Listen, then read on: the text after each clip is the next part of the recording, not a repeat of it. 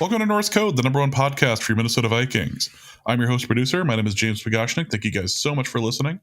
And at the other end of the podcast and string, the other end of the podcast. At the other end of the pod, we have our analyst and co-host.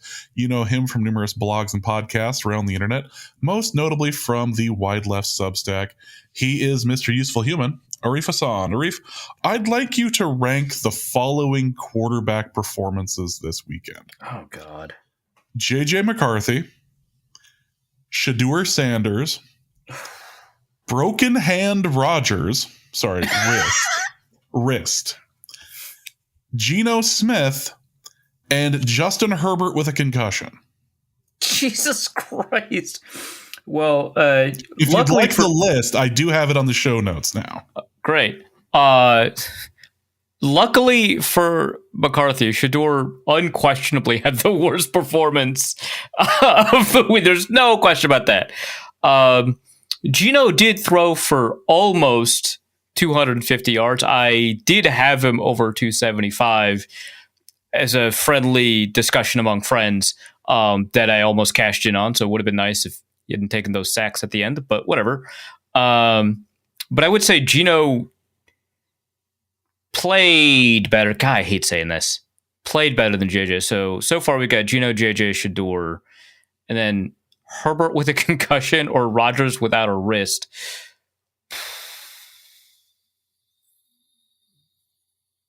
Those were ugly. I'm going to go concussed Herbert 1.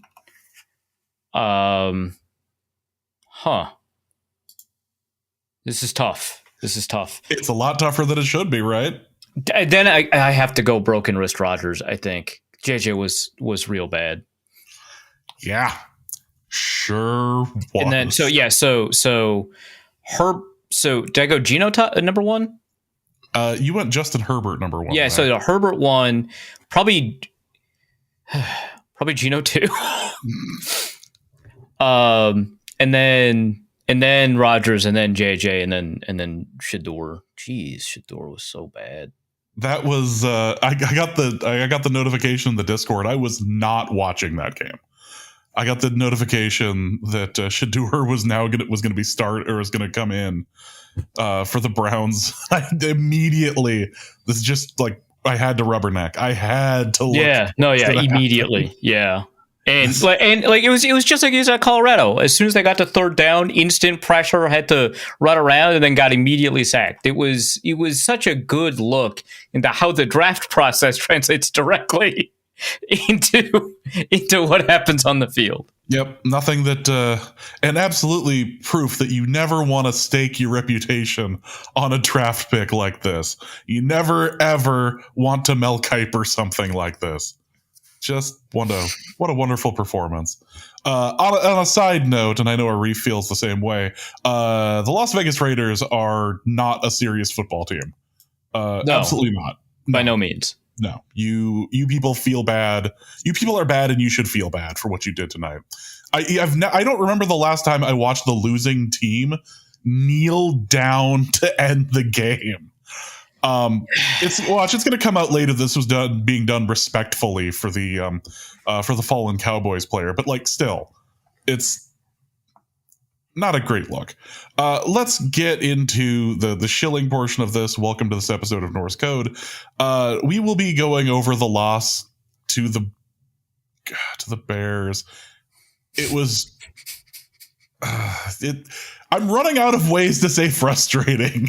That is what this season has done to me. Yeah, we've exhausted our thesaurus already. We're not even at game. No, we're not even at Toyotathon yet. Yeah. We are not. So we'll be getting into that and the mailbag as well. But before we begin, thank you guys so much for listening to Norse Code. If you enjoy the show and would like to help us out financially, there's a couple of different ways you can do that. You can go over to patreon.com/NorseCode.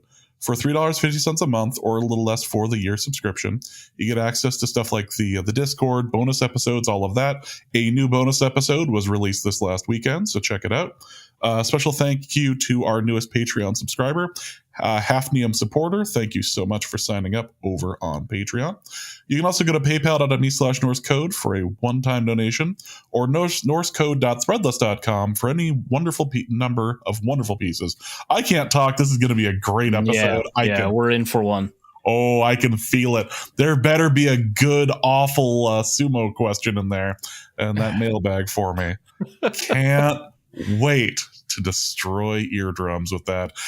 You can also go to norsecode.threadless.com for any number of wonderful pieces of Norse Code merchandise. All right, let's get into the episode itself. Let's get into the loss to the Bears. This was a winnable game. As against all odds. Against all odds, this was a very winnable game. All that needed to happen was JJ McCarthy needed to not throw 10 feet over the heads of his receivers, and Addison needed to not drop balls, and the offense needed to be somewhat coherent, and this was going to be a game that the Vikings could win. None of those things happened, and instead we got, as you heard in the earlier ranking, JJ was outplayed this week by Geno Smith, Aaron Rodgers with a probably broken wrist, and a concussed Justin Herbert. It's not great, Bob. It's not great. Notice how I didn't even put Caleb Williams in there, because I'm confident Caleb would have run away with it. Yeah, actually, yeah. And Caleb had not a good game. He was not playing well either. Yeah, this was absolute misery on display. I still prefer this to the 3-0 game to the Raiders from last year, but this was still bad. Yeah, I mean, it's like those games where you end up in like a one-score situation, and you look at it and you think, no way. Like, just like, I understand that like anything is possible, and that all it takes is like a drive to go. No, there's not. Nope. and they actually pulled ahead, and you're like, hey, maybe they'll do it. 54 seconds left. Never mind. They actually did the thing. Right, they got the fourth quarter comeback, and even then, it was just like, I guess. No Vikings fan was confident in that lead, and the moment that the Bears had that return for the kick return, the moment that ball didn't go out the back of the end zone, you knew where he was going. You knew he was going to cross the 50. It's been a while since we've had a special teams lapse like that on a kickoff after the Vikings scoring. It used to be a hallmark of Vikings, it was especially against the Bears. Oh God, yeah. There were so many times where you would see that, or a punt return, especially a punt return, just housed. No, instead we were treated to that, and I guess. I want to steal a mailbag question to start this off, or paraphrase it anyway. What was it about that final drive that was so much? Like, why did that work and the rest of it not? How do we make the plane out of the black box? I was going to make that joke too. Why don't we just make the whole plane out of the black box? Yeah. Okay, so there's like a couple of things that happen in those moments. One of them is the defensive response. Like, you don't get the same defense in the final drive as you would for the rest of the game. So you can't actually force that situation into existence, because the defense is primarily concerned with tackling and keeping you in bounds, right? Like, it's not quite a prevent defense, obviously, but there's still kind of like sideline guarding and, an emphasis on routing receivers inside and stuff like that. And the Vikings, took what was available to them, and they happened to take just a little bit more than the Bears were willing to give up. That's what happened, right? Obviously, there are other elements to hurry up, no huddle, but That, I think, is one reason why it was so effective. I think another reason it was effective is because when you're running that kind of 2-minute offense, I think inherently there's like a rhythm where you can kind of keep going. And it feels like McCarthy is the kind of quarterback who needs that kind of rhythm. But that's actually a really difficult thing to enforce. And there are a couple of problems with that in terms of creating an entire offense around it, right? Like we've seen some NFL teams attempt this, right? The Chip Kelly Eagles, for example, wanted to create an entire offense about rhythm and tempo. And for a while it worked, but the problem with that is you don't get that many plays in your playbook and you don't get optionality with your receivers. Like there just really isn't much reading of defenses and adjusting to what the defense is doing and then throwing into the vacancy left by the defense. And so that lack of optionality might not seem like it matters very much when you see one drive or maybe even two drives operate like that. But over the course of a game, it'll absolutely destroy you because defenses are constantly adjusting to what you're doing. And really good offenses will anticipate what the defensive adjustment is and then work off of that instead of, keep doing it until they beat you. You got to figure out when the defense is going to adjust and how exactly they're going to adjust and work off of that. We've seen there are clips, especially the Belichick Patriots, where they anticipate what the defense is going to do, and then they work off of that. And so you build up a tendency. You run the same play 3 times in a row, where the receiver runs the same route in the same way 3 times in a row, and you understand that in response to that, the defense might send a linebacker up to cover the passing window or keep a safety down to poach the ball, and then you break the tendency and route out of it, right? You don't really get that optionality with a lot of no huddle offenses. And so that's not something that you can build the whole plane out of. But primarily the way that hurry up no huddle works is that you don't huddle, right? And so you need to call plays at the line of scrimmage. And I don't know if anyone has been following the Vikings, but there is a tremendous communication problem at the line of scrimmage right now. The way that a lot of hurry up, no huddle offenses work is that you go into a game with probably 6, maybe even 11, right? But around a handful of plays where you have one word attached to the whole play. And that word will stand in for a traditional play call that has the protection in it, the receiver route designations in it, the timing and the drop back inside of it. All of the elements of a play, right? And you just say ghost or whatever it is, right? That's, the name of a play. And you shout it at the line of scrimmage. It's a different code word every week, for every different one of the plays that you've installed, and you run those plays, right? Everybody needs to hear the quarterback. That has been difficult even at home. That is particularly difficult on the road. And so this can't be a solution for forever. But against the Lions, the Vikings had a tremendous, in Ford Field, had a tremendous communication problem. Multiple times, receivers couldn't hear what the quarterback was saying. Tom Brady pointed out once that, that he could hear someone say, "What's the can?" after McCarthy canned the play.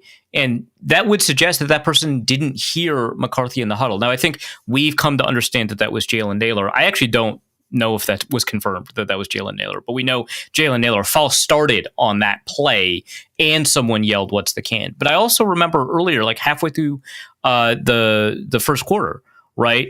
The exact same thing happens where McCarthy yells, "Can," and Ben Sims needs to be told what the play is. And so McCarthy has to lean over and shout into his ear what the play is. His voice isn't built for that, it seems like. His voice just isn't loud enough to get to everybody with enough enunciation.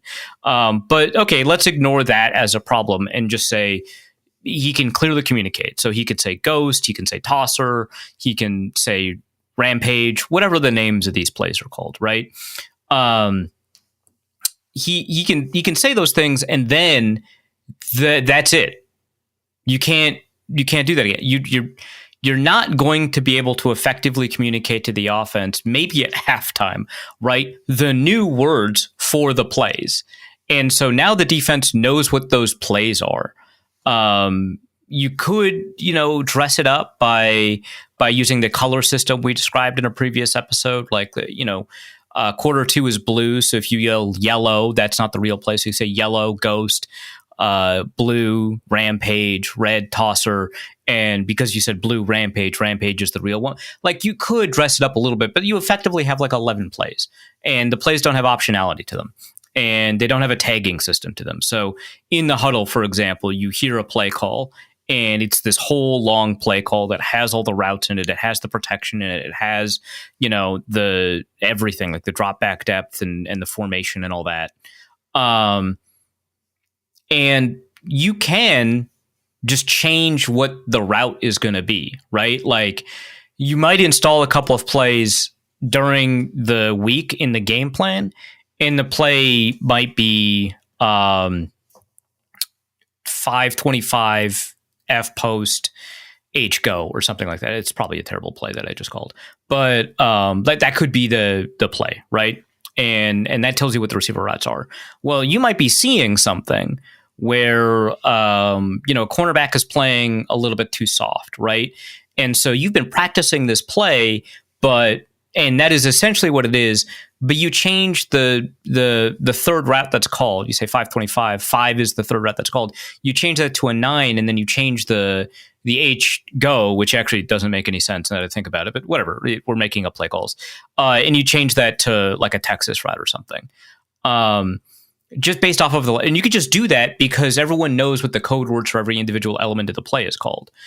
You can't do that if you're calling ghost at the line of scrimmage, right? You might do like hand signals behind your back or something, to like signal to a particular receiver and that you can do those things, but it ultimately kills your flexibility and is like a 1 or 2 drive gimmick that makes it really difficult for you to build an entire offense out of hurry up, no huddle. So that's one of, I think, a number of reasons why McCarthy looked good. I think tempo is part of it. I think the defensive look was part of it. I think that he's ultimately an intermediate thrower, and this forces him to throw intermediate. I think that there are just very few long developing routes here. And I think that that's something that the offense should explore a little bit more. But I think that the more that you lean into his strength as an intermediate thrower, the more difficult that's going to become, because the defense is just not going to be as scared of deep passes. They might, instead of doing cover 2 or cover 4 as often as they do, which opens up the intermediate area of the field, they might do a cover 1 or cover 3, which puts more underneath coverage defenders. And now suddenly your intermediate routes are really complicated and difficult. And so, you can't just say, hey, just call more intermediate routes. Like in a sense, you should do that. You should call more plays where the termination for every receiver is intermediate, but you can't overdo that and make the whole plane out of that either. So this is kind of what I was getting at in a previous episode when I was like, hey, there are a lot of things. Actually, we got the email from Thor with an E again after the game, and can I read? Here it is. Oops, never mind. Actually felt sorry for KOC today. Had a lot of open plays for players, mostly JJ, but plenty of others just screwed up. Called a good game. JJ wasn't super accurate in college, but I don't remember the moonballs to the sidelines. Is this something new? We've reached an accord, a peace agreement, me and Thor with an E. There's only so much a coach can do when the quarterback is bad, and the more you attempt to resolve those problems and cut out all of the inefficiency of that quarterback's play and isolate and tailor the offense to a very narrow range of strengths that the quarterback has, the more new problems will appear and prop up. And I think the same principle applies to, running an offense out of no huddle. Now, should they do it a little bit more often? Probably, right? But we can't have multiple entire drives come out of it. So I think probably most likely, I would love for just a drive in the game outside of the 2-minute drill situation where you do hurry up, no huddle, and then, have a 2-minute plan outside of that. I think that would be effective and good, but I think for the most part, we can't rely, you just need the quarterback to be better. So let's actually talk about Thor's real question here, right? What was the issue with the gross inaccuracy we saw in this game, which I think was worse than the inaccuracy that we've seen throughout the other games, right? And he's a quarterback that thus far, I think, would be fairly characterized as being marked with inaccuracy, right? So I think it's fair to point out, right, that he is facing a drop problem. Even before this game, I think that the Vikings receivers have been playing much worse than we typically expect. And much is relative, right? This is still a receiving group that is playing better than most of the receiving groups in the league. But we're expecting it to be a top 3 receiver group, and it's not, I think. I think it'd be fair to say that it's not. He has currently a 15% drop rate. It's the highest in the league, the highest drop rate in the league, 15%. When you add all of those drops back into his completion percentage and get an adjusted accuracy percentage, he is 37th of 41. That's insane. That's truly cracked. That's nuts that you can add the highest drop rate in the league to a quarterback's completion percentage and end up ranked 37th of 41 in adjusted completion percentage. Now, there's another adjustment you have to make, of course, which is that he is throwing deeper than anyone else in the league. And so in terms of depth of target, that's going to reduce your completion percentage, but most likely make you more efficient, right? But we've got completion percentage over expected to kind of give us an understanding. Now, again, the drop problem is still there, but to give us kind of an understanding of like how you would adjust at least completion rate for depth of target. And it does help him a little bit, right? He ends up, well, actually, he doesn't have enough here to qualify, so I have to actually go to True Media instead of Next Gen Stats. But it does help him because he's got a 10.7 like average depth of target or something like that. Let's see. Let's get QB stats. There's like 8 million QB stats I have to work with here.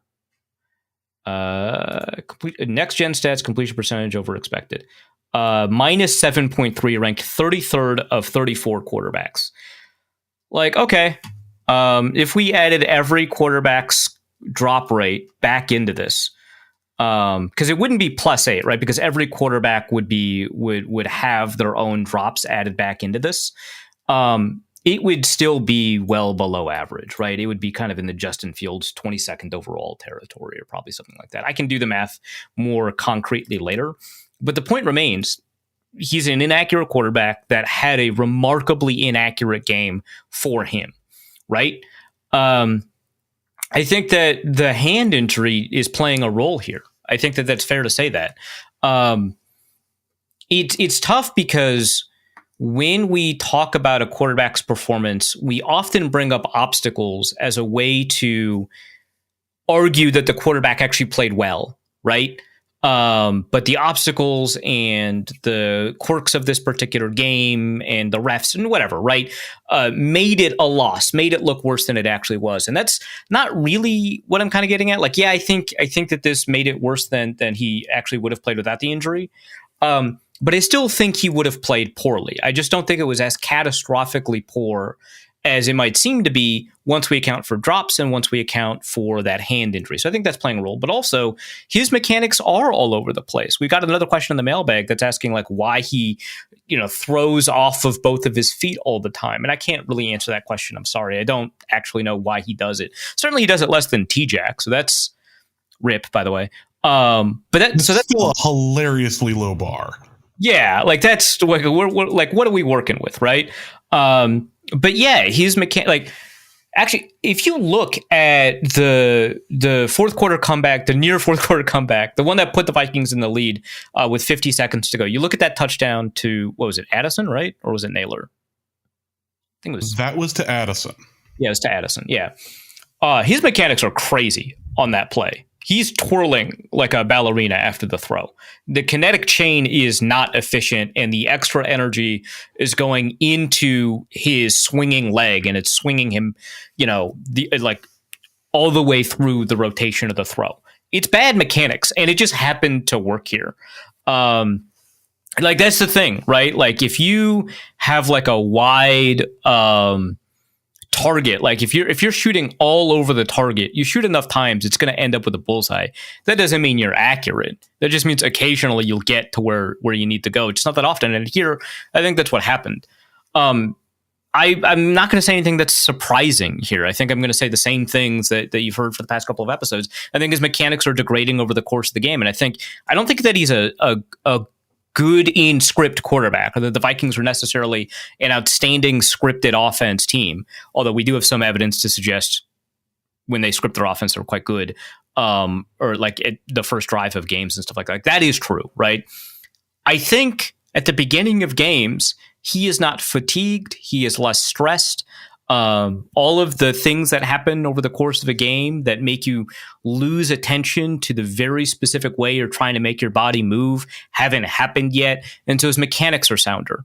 And I think when the game continues to happen and he's thinking about coverages and he's thinking about adjustments and he's thinking about the one piece of feedback he just got from Josh McCown and he's thinking about what Justin Jefferson just told him about how he's going to adjust his route, and he's thinking about the hit he just took and how much his hand is throbbing. And these are not even necessarily conscious thoughts that you're having, but like you got to pay more attention to down and distance and score and time on the clock, right? The first play, the first quarter, you're not looking at the time on the clock. You might be looking at the play clock, maybe, right? But you're not paying attention to the fact that it's 1st and 10. You're not paying attention to the fact that there's 15 minutes left on the clock in the first quarter. You got a play to run, and you're paying attention to what your body is doing. In the middle of the third quarter, you've already taken a couple of hits. Your hand is throbbing. You've got multiple defensive adjustments that you have to account for that weren't on film in your weekly film session the week before. And you have to update your priors. And now you've got an injury that you're dealing with. And so you're throwing to a different receiver. And you have to understand what that receiver is going to, like, all of these competing thoughts are now in your head. And you're not running on autopilot anymore, or rather, you are running on autopilot now instead of consciously manipulating the mechanics of what you're doing, and you're reverting your mechanics into what you're used to doing. That's what I think is happening, and I think that there's evidence on film to suggest that he plays with tighter mechanics on the first drive than he does on the 8th drive of a game. And so I think that is contributing too, right? And I think that is something that could potentially be resolved over an offseason, right? If we're talking long term. But if we're talking just about what happened in this game, I think the hand is playing a role. I think the degrading mechanics are playing a role. I think the miscommunication is playing a role. I still don't know if that first Jordan Addison throw, which, good Lord, right? It looks awful. I mean, he's like yards short of Addison, right? I don't know if that's a miscommunication or if that's just how accurate he was going to be that day. I mean, like, we know that is how accurate he's going to be that day, but that specific throw, like, I don't know if that's, there are, some things here, but like all of these are making his play worse. Right. And some of them are going to contribute to inaccuracy. When he has to shift his mechanics, so when he's throwing on the run, this is an issue I had with Carson Wentz when the brief time he was starting, right? Is that when Carson Wentz is hitching up into the pocket or moving forward, his mechanics just break down and he's super inaccurate. But like, at least the thing was, he was reasonably accurate from a steady base in the third quarter when there wasn't pressure and he was getting rid of the ball in 2.8 seconds. And that's not what's happening with McCarthy. Like, he drops back to pass, he takes one hitch, he plants his foot, he throws, his back foot flails, his arm wings out a little bit too much, and now you've got a ball sailing, right? And there was no pressure on the play. He wasn't stepping up into the pocket. He wasn't throwing on the run. So I had no idea like what's going on with that. So I think those are kind of contributing here. And yeah, I mean, it was a bad game by the receivers. It was a bad game by JJ McCarthy. And it just happened to be like an outstanding game from the offensive line. What a waste. Just absolutely a waste. Aaron Jones was able to do a little bit of running, but like, you couldn't do anything for the passing the ball because the balls were soaring 10 feet over Justin Jefferson's head. I know I say this every game, but how tall does he think he is? It is not. I realize that like hitting people in stride may not be his strong suit, apparently. If you're on the move and throwing, he is one of the least accurate quarterbacks I have ever seen. It Yeah. hurts. I don't like, yeah. Yes, correct. I did find myself actually pining for the corpse of Carson Wentz, or just having Brosmer out there.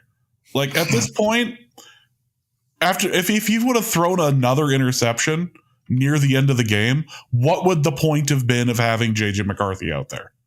You could have put Brosmer out there just for a change of pace. Like, dude, you don't have it today. Sit down. Actually, I'm gonna look this up. So QB speed at throw, when QB speed is over 6.5 miles per hour. Let's go with actually 8. It's like a jog. Well, he's more accurate than all throws. So that's 18 throws. That's not very many. No, this wasn't great. I did and I did notice something, and maybe this is something that you could expound on. So it looked like there were a hell of a lot more runs this game than there were the game prior, but it also looked like McCarthy was being encouraged not to run the ball, not to scramble with it, and looked to be more in the way of just let Aaron Jones do it. Yeah, and there's like a push and pull with that one, because I mean, first of all, this is a guy who's going into a game with a hand injury, right? But like, second, like, so he is a very efficient runner, right? Like, when they design runs for him, he's effective. They had a reception for him and it was good, right? He's a pretty good athlete, and more importantly, his athleticism is functional, right? Like, Kellen Mond is a pretty good athlete and he had no functional athleticism.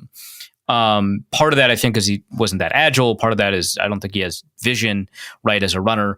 McCarthy does have that. He's got a feel for running. He's got a good understanding of where he needs to go, and he actually does like slide when he sometimes slides. He's an effective athlete, right?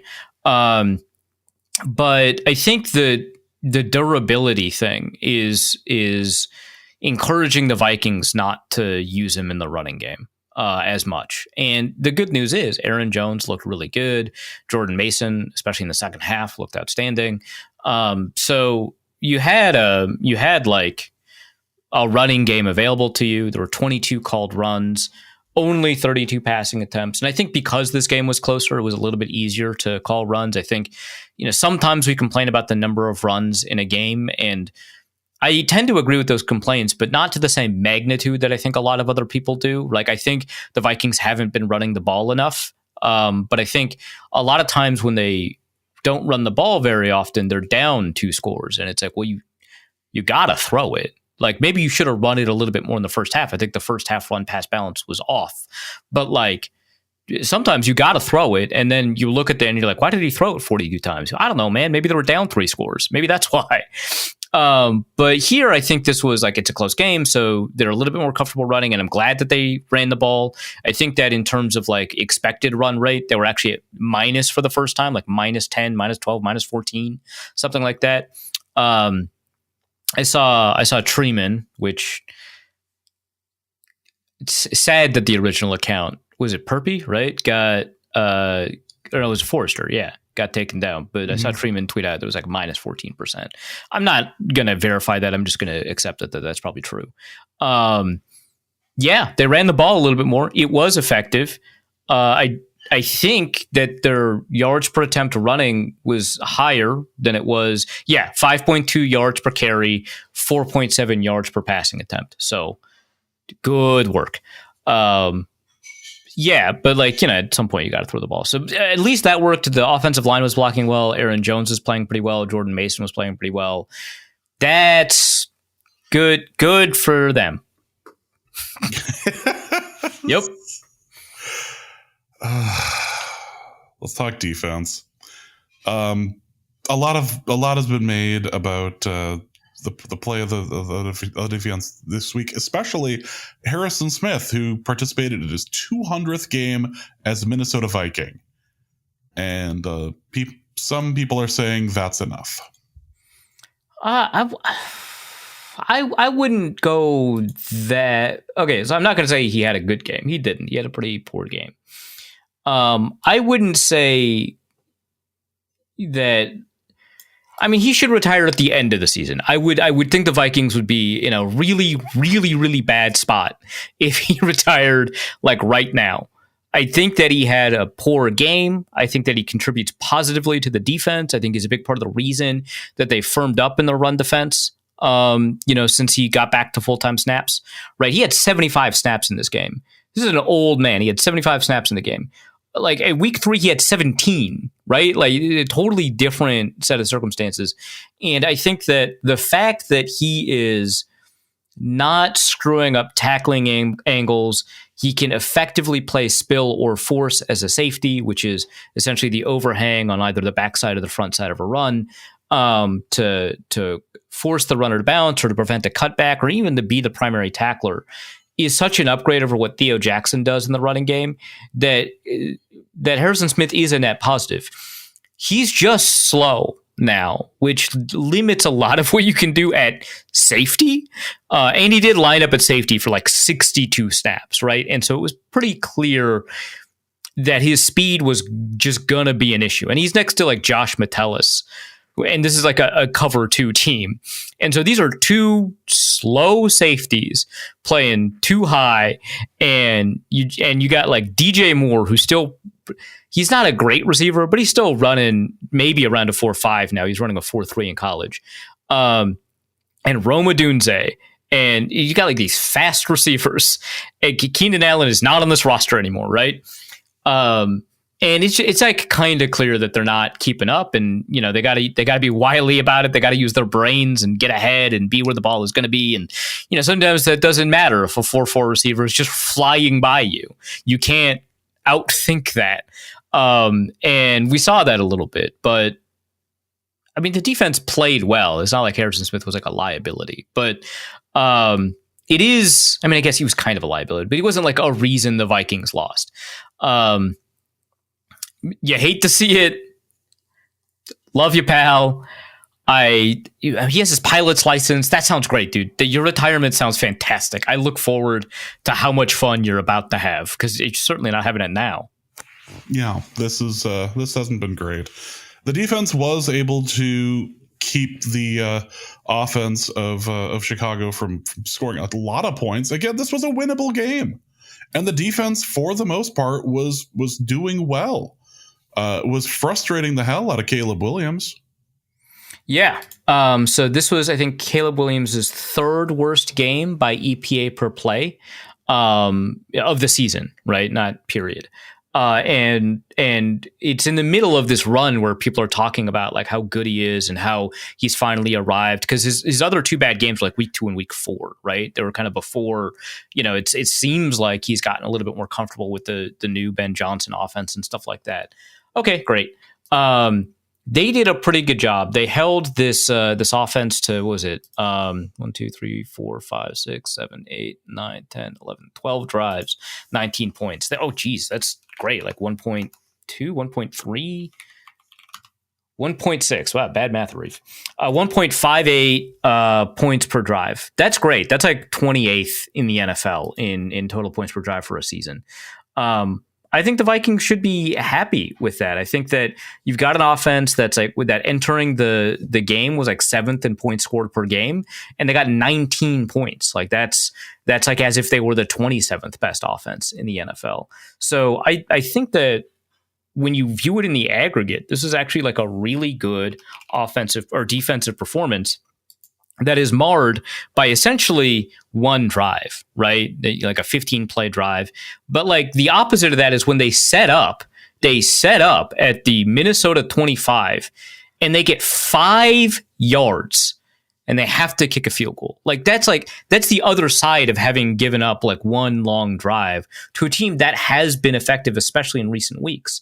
So, in the aggregate level, we can talk about individual players aside from Harrison Smith. The aggregate level, it's good. I was really surprised to hear a bunch of pushback about the way that the defense performed. So yeah, I just looked it up. Not only was it Caleb Williams' third worst game by EPA per play, it was the Chicago Bears offense's third worst game by EPA per play this year. I like the thing that I think upsets people are like seeing these missed tackles. And yeah, absolutely, the Bears had like a bunch of yards after contact that I would love for the Vikings to prevent them from having. Right, the Bears averaged 3.33 yards after contact per rushing attempt. That's bad. That is just bad. They forced 6 missed tackles technically, but they also dragged a bunch of runners, which are not counted necessarily as missed tackles, at least by PFF. But for the most part, they hemmed up the Bears, right? Because the Bears still like everyone's like upset with like these missed tackles, and I get it, right? You get some like physically, literally momentum going, and it seems like the Vikings collapse. The Bears averaged 3.5 yards a carry. Like, come on, like it's not that big a deal. The negatives that occurred, right? They kept the Bears to kind of a bottom-ish percentile, like a 15th percentile overall output in points per drive. That same percentile in EPA per play. Like any metric that evaluates this, including just they scored 19 points. That's not good. And 3 of them came off of a 5-yard drive on a short field, and another 3 came off of like a 50-yard kickoff return. The defense was fine. It was more than fine. It took a top 10 offense and made them look like a bottom 5 offense. That's what you want. Individually, there are some players that played outstandingly. Dallas Turner was one of them. He had probably the best game out of any of the individual defenders, if we're being honest, which is crazy after the discussion we've been having for the entire season. Led the team in pressures. Love to see it. Got a real sack that counted for real. Love to see it. Got like 3 tackles for loss, I want to say, in the run game. Great. Awesome. I think Byron Murphy got really involved in the run game, did a really good job there, allowed like 7 yards in coverage. Same with Isaiah Rodgers, although I think Rodgers got a little bit lucky on one of these. But like from a holistic defensive standpoint, right? You've got Fabian Moreau had a forced incompletion. That's so cool. He had a pass breakup. Do we think Fabian Moreau might be better? No, it's going too far. No. But anyway, I don't know, like a 50% completion rate for Caleb Williams, right? Like some of this is like they got a little bit lucky with a couple of these drops. Like no reason to lie about that. But for the most part, they hemmed up the Bears team by putting consistent pressure on the quarterback. They had like a 42% pressure rate, right? That's pretty good on a 78% blitz rate. God, what a team. Good defensive performance. Dallas Turner, shout out. Fabian Moreau, shout out. Good work, dude. Jalen Redmond, I thought, had a pretty decent game. 3 pressures, had some presence in the run game. Being asked to play over the tackle instead of over a guard or a center, and is still performing pretty well. Eric Wilson was decent. Like to see that. Ivan Pace got a couple of snaps in this game. Didn't seem to screw up any of that. He got a tackle, which is nice. But yeah, I don't know. Like, I guess Blake Cashman didn't play up to his level. He got exploited in coverage. They kept on attacking him in coverage. That's fine. If you're funneling guys to underneath to the linebacker, the linebacker's going to look bad, and probably he didn't play well. My biggest issue is how Javon Hargrave played, how Levi Drake Rodriguez played, how Tyrion Ingram Dawkins played. That wasn't good. That was quite bad, actually. Jonathan Allen played pretty poorly. They got blown up on the inside to allow runs on the inside, and that's kind of where a lot of the frustration from the overall defensive performance comes from. Don't like to see that, but for the most part, the rest of the defense played, I thought, pretty well. I do want to mention, because it's become a trope on the show and it hasn't really picked up in national media or really statewide media, but there was, once again, a penalty on a kick return for Minnesota, proving we're not quite done with it. Now, if we're looking at penalties, however, I think there was just the one false start, which Great. That's a good place to start fixing things. Yeah. At home. Yeah. The process errors are decreasing. The offense is reducing its complexity, both in terms of the way it is being called in the huddle. It seems like I'm not listening in, so I can't know for sure, right? And they're getting to the line of scrimmage with like 18 or so seconds left. They're effectively audibling when they need to, but there are fewer audibles, it seems like, built into the offense now. The snap count is better communicated, it seems like. There is a problem. Sometimes the offensive tackles have a different understanding of what the drop back depth is going to be. Huge problem against the Ravens. Kind of a problem still, but some element of the play being communicated is still an issue. And on occasion, the offensive line will look like they've given up a pressure because they are protecting for a quarterback that is setting up 3-4 yards behind the line of scrimmage instead of 7 yards behind the line of scrimmage. And when you set up like that, a pressure is inevitable. And that is a pressure that is probably on the quarterback for not being able to effectively communicate what the play was to the offensive line, who will have different pass sets based off of what the drop back depth they expect to be. So those problems are still kind of occurring, although again, there just weren't that many pressures in the game, so it wasn't a huge issue. I do think that the process is improving. It seems to have come at the cost of the mechanics of the quarterback when it comes to throwing the ball, but the process seems to be improving. I don't want to be definitive about that until we have like more games to kind of throw into that bin, because the Vikings currently, after this game, lead the league in pre-snap process-related penalties. I've got a piece coming up about J.J. McCarthy that is going to discuss this problem that doesn't get counted when we discuss EPA per dropback or passer rating or yards per attempt or whatever, right? Like all of our quarterback metrics that tell us that J.J. McCarthy is playing very poorly are doing a good job of explaining his production after the snap, but there's an additional problem before the snap that is killing the offense in a way that most of these statistics aren't accounting for. And on a per-snap basis, the Vikings lead the league in process penalties. And I've made up this category, right? So it's false starts, it's illegal motions, illegal shifts, it's illegal formations, delay of game. Those penalties, and there's an offensive offsides, which I don't think the Vikings have committed, but that is also a penalty. So those 6 penalties I would call process pre-snap penalties, right? And the Vikings on a per-snap basis lead the league in that. When you only look at the J.J. McCarthy games and only look at the Carson Wentz games, because we remember Carson Wentz false starting in was it Dublin, right? Carson Wentz's version of the Vikings is middle of the league in process errors. McCarthy's takes the number one Vikings and adds a whole new layer of like almost 30% more process penalties per snap.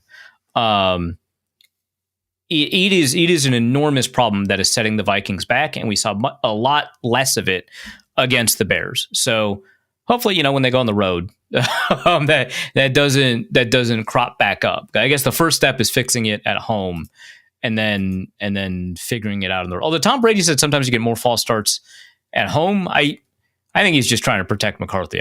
That's not true. That's one Michigan quarterback trying to help out another Michigan quarterback, quite frankly. Ugh. Good for him. So I don't want to say that the season is over, but it's not great. I saw it in the Hunt graphic with the Vikings in it. I did see that tonight, and that hurt my brain. Let's be perfectly clear. Let's be honest here. The Vikings would probably have to run the table, and I just don't think that J.J. McCarthy has that in him. You don't believe in 9? I don't believe in the power of 9. No. I am my faith has been shaken in Wow. Not a true soldier is what I'm hearing. Oh my God. I'm not saying he needs to be shot out of a cannon into the sun. I am saying the cannon is being built. There were We've commissioned the cannon. Some of the worst interceptions you will see from a rookie quarterback. And part of the whole thing is you want a rookie quarterback, you want a rookie quarterback on a deal. This is the sort of growing pains you have with a rookie quarterback sort of thing. Fine. He was slightly better than Shedeur Sanders this weekend, and that's bad. It's not good. This is not where any of us were thinking after last year what could possibly be happening. But like, this is, some of us knew that it was going to be bad. Not many of us knew it was going to be this bad. Yeah, so I think that's a good way to put it. We move on, and the Vikings play the Packers. That'll be fun. Can't wait for the Packers to have a nice get right game. Yeah, Justice DM'd me on Sunday. Oh, great. Yeah. Yeah, he was like, "Hey, you ready to podcast?" I was like, "God, goodness." That war criminal. Yeah, can't wait. Look, I'm not saying we saw him in the fields of my lie. I'm just saying we don't have an accounting for his whereabouts. I'm fairly certain. I was going to make a reference to his name being in a bunch of emails. I'll leave that alone. But there's an implication. So we got the Packers coming up. The Vikings are in a terrible spot, and I'd say, if I'm going to be overly negative here, I'd say great. We're looking at a higher draft pick for a GM who can't draft. So it's not a great period of time to be a Vikings fan, quite frankly. And some of us have gone to drink. Some of us have asked to be distracted. Otherwise, we'll get to that. But I guess I'm just salty because I've also lost my bet. I only make one bet every year, and it's the under for Chicago Bears wins. Yeah. And I lost my bet. Why do bad things happen to good people, Arif? I don't know. Also, why do they keep happening to you? That's a wonderful question. Let's get into the mailbag. We already answered the question about why was JJ playing better at the end? So we'll go to Francis Ford Copium, who asks, for Arif's hot space track 1 corner, do applied pressure rates affect quarterback development? Is there any statistical backing for quarterbacks in their first 2 years that face 40% or higher pressure having worse long-term outcomes? So I was taking a look at quarterbacks going back to when we have PFF data for, to 2007 or so. And there's a couple of quarterbacks who we would argue were successes for a good stretch of time. And that exceeded the 40% mark for the season for them. One of the problems here, of course, is that this is not a question that is just a problem with, hey, are you essentially traumatizing quarterbacks with pressure early on, and does that seemingly impact the way that they continue to develop, right? Like we've talked about this in terms of sacks before. I think apocryphally, a lot of people might have heard, the most sacked quarterback in NFL history, David Carr for the Houston Texans. That ruined him, maybe. I don't know. But like a lot of people will say like, well, he was shell shocked after that because of how often he got hit. And like one element here is that bad quarterbacks tend to get sacked more often because that is a skill, and they don't have that skill because they're not very good at quarterback. And a lot of bad quarterbacks early in their career are bad because they're not fit for the NFL. So they were always going to be bad kind of regardless. And we've talked about McCarthy's responsibility for the amount of pressure he sees with his time to throw, right? That is just an element that's playing a role here. So I think that like when we talk about pressure rates for quarterbacks, we are also discussing a quarterback skill that they're at least partially in control of. So that's one thing I want to get out of the way is like, this isn't just a situation where a quarterback is at the receiving end of a problem, and that problem bakes in a response that makes it difficult for them to succeed. So that's like one thing to kind of keep in mind. Another thing to keep in mind is that I am going to say that Deshaun Watson was a successful quarterback. He was almost an MVP, right? He should be in jail and also in a worse place than jail right? That's right. We can all argue that he was really bad with the Browns and also a bad person, but he had a 47.7, so nearly 48% pressure rate his rookie year. One quarterback is not a good enough example to demonstrate that a data set or a piece of data doesn't help give us information, but that is a really strong one. Daniel Jones, 41.9%, and Geno Smith at 42%. Those are both quarterbacks that succeeded in a different environment. And so that doesn't deny the hypothesis that a high pressure rate for a young quarterback bakes in a set of skills or a set of responses that makes them, perform poorly later on in the career, because it took some time for them to shake kind of whatever it was that impacted them. Now, Geno Smith took a lot longer than Daniel Jones, right? Like that was like a much later in his career that he kind of reemerged, whereas Daniel Jones is an MVP-ish candidate right now, 2 years removed from his seasons with the Giants, as opposed to Geno, 7? So he's a little bit different. But, worth pointing out, right? Josh Allen, his rookie year, 43.4%. Josh Allen, of course, is like the king of, you can't use him as a comp because no other quarterback is going to do what he did. It's unprecedented. But I think from pressure rate perspective, that it's fine to use that as a data point. Those were the only 4 I could find. But again, there's very few successful quarterbacks, so I don't think that this is an egregiously small sample. And then I also looked at guys that had at least a 37% pressure rate because, I've talked about 40 being kind of a magic number where quarterback performance drops off, but that's not the same as 40 being some kind of number where quarterbacks become so embedded in their response to pressure that they're broken as players, right? There's no reason those two are the same thing, except for the fact that is a high pressure rate. So I looked at quarterbacks with more than a 37% pressure rate to see if there are some successes there. Russell Wilson, 39.3. Andrew Luck, 38.1. Lamar Jackson, 37.5. Drake May, 37.4.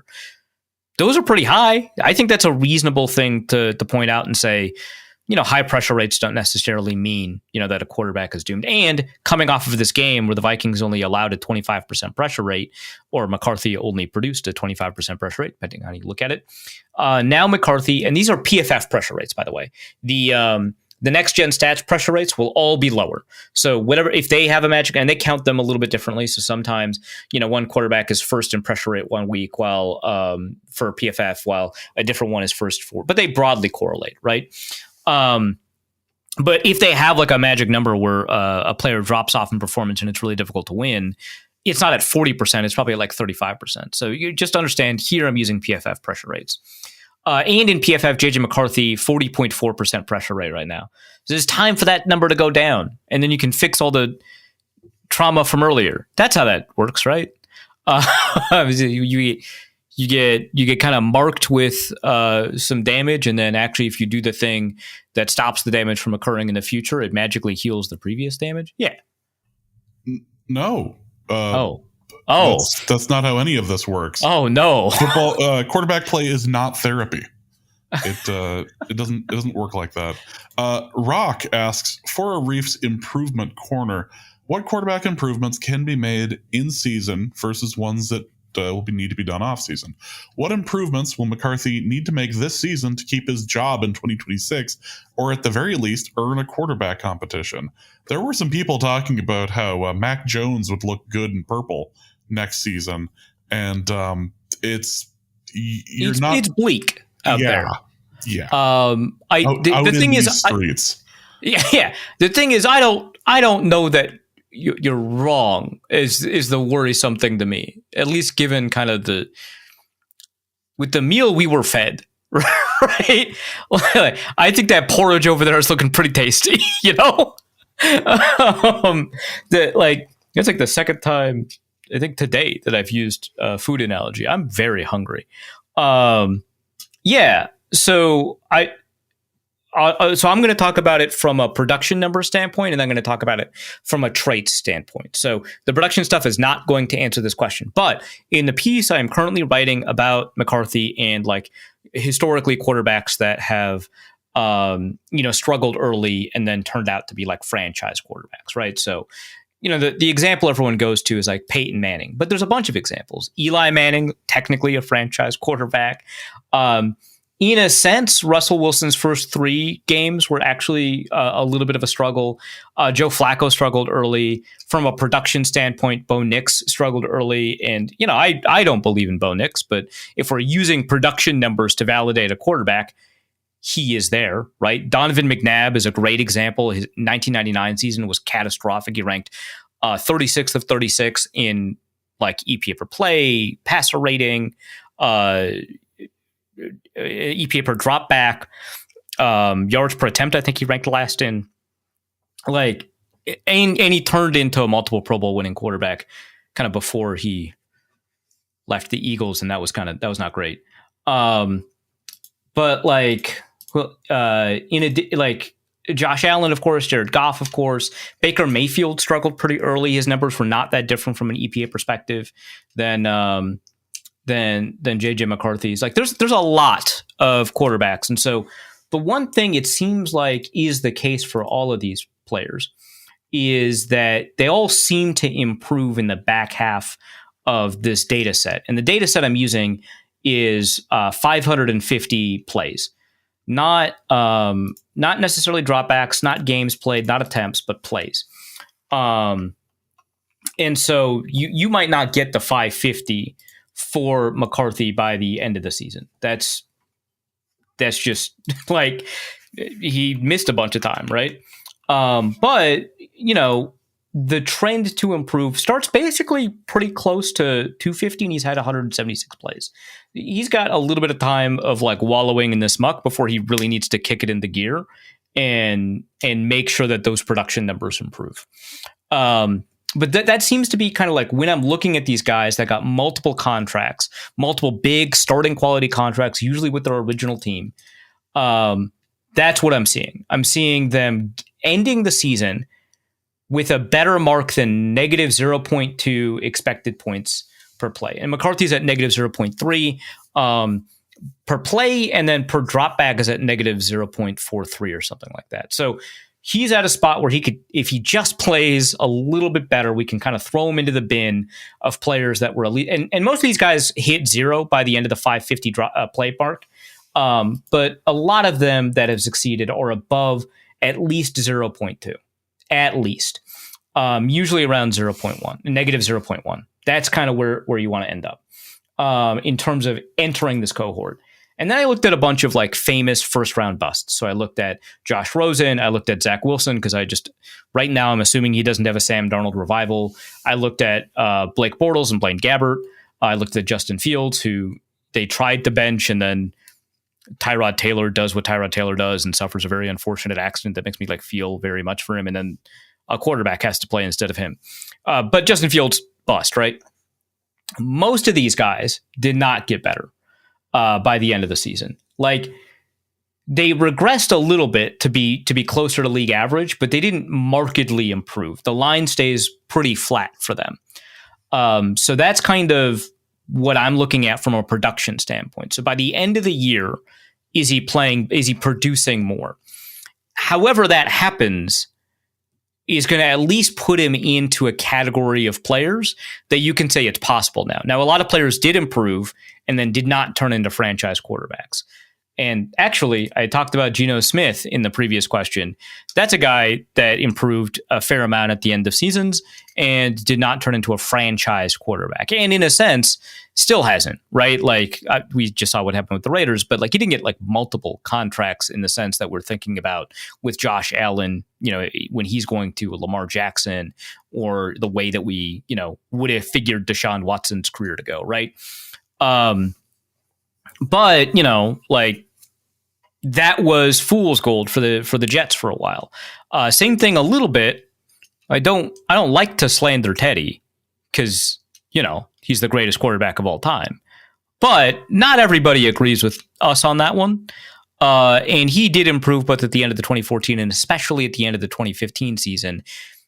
Obviously, he was going to turn into an outstanding quarterback in 2016.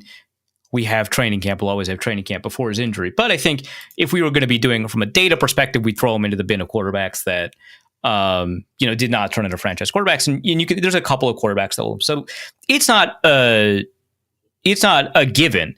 But I think the odds drop dramatically if by this year we don't see better production. So that's one thing. From a traits perspective, there's a lot of things McCarthy needs to do. He needs to, I think, do a lot of work on his mechanics to fix those. And that is stuff that is really difficult, I think, to fix during the season because you're constantly being retrained out of it, right? I just talked about like why that is, right? But if he is making decisions faster, right? If he's getting more feel for the game, if his eyes are processing with more judiciousness, because I don't think you can't get faster eyes, but what you can do is you can trust and process that information in a different way, because sometimes he's hurrying and sometimes he's lagging. He's very rarely kind of on time with how his eyes need to move from progression to progression. And I think that within a season, the exposure that you have to NFL speed does have the ability to kind of improve that. I think the Vikings also will at some point want to reintroduce complexity back into the offense.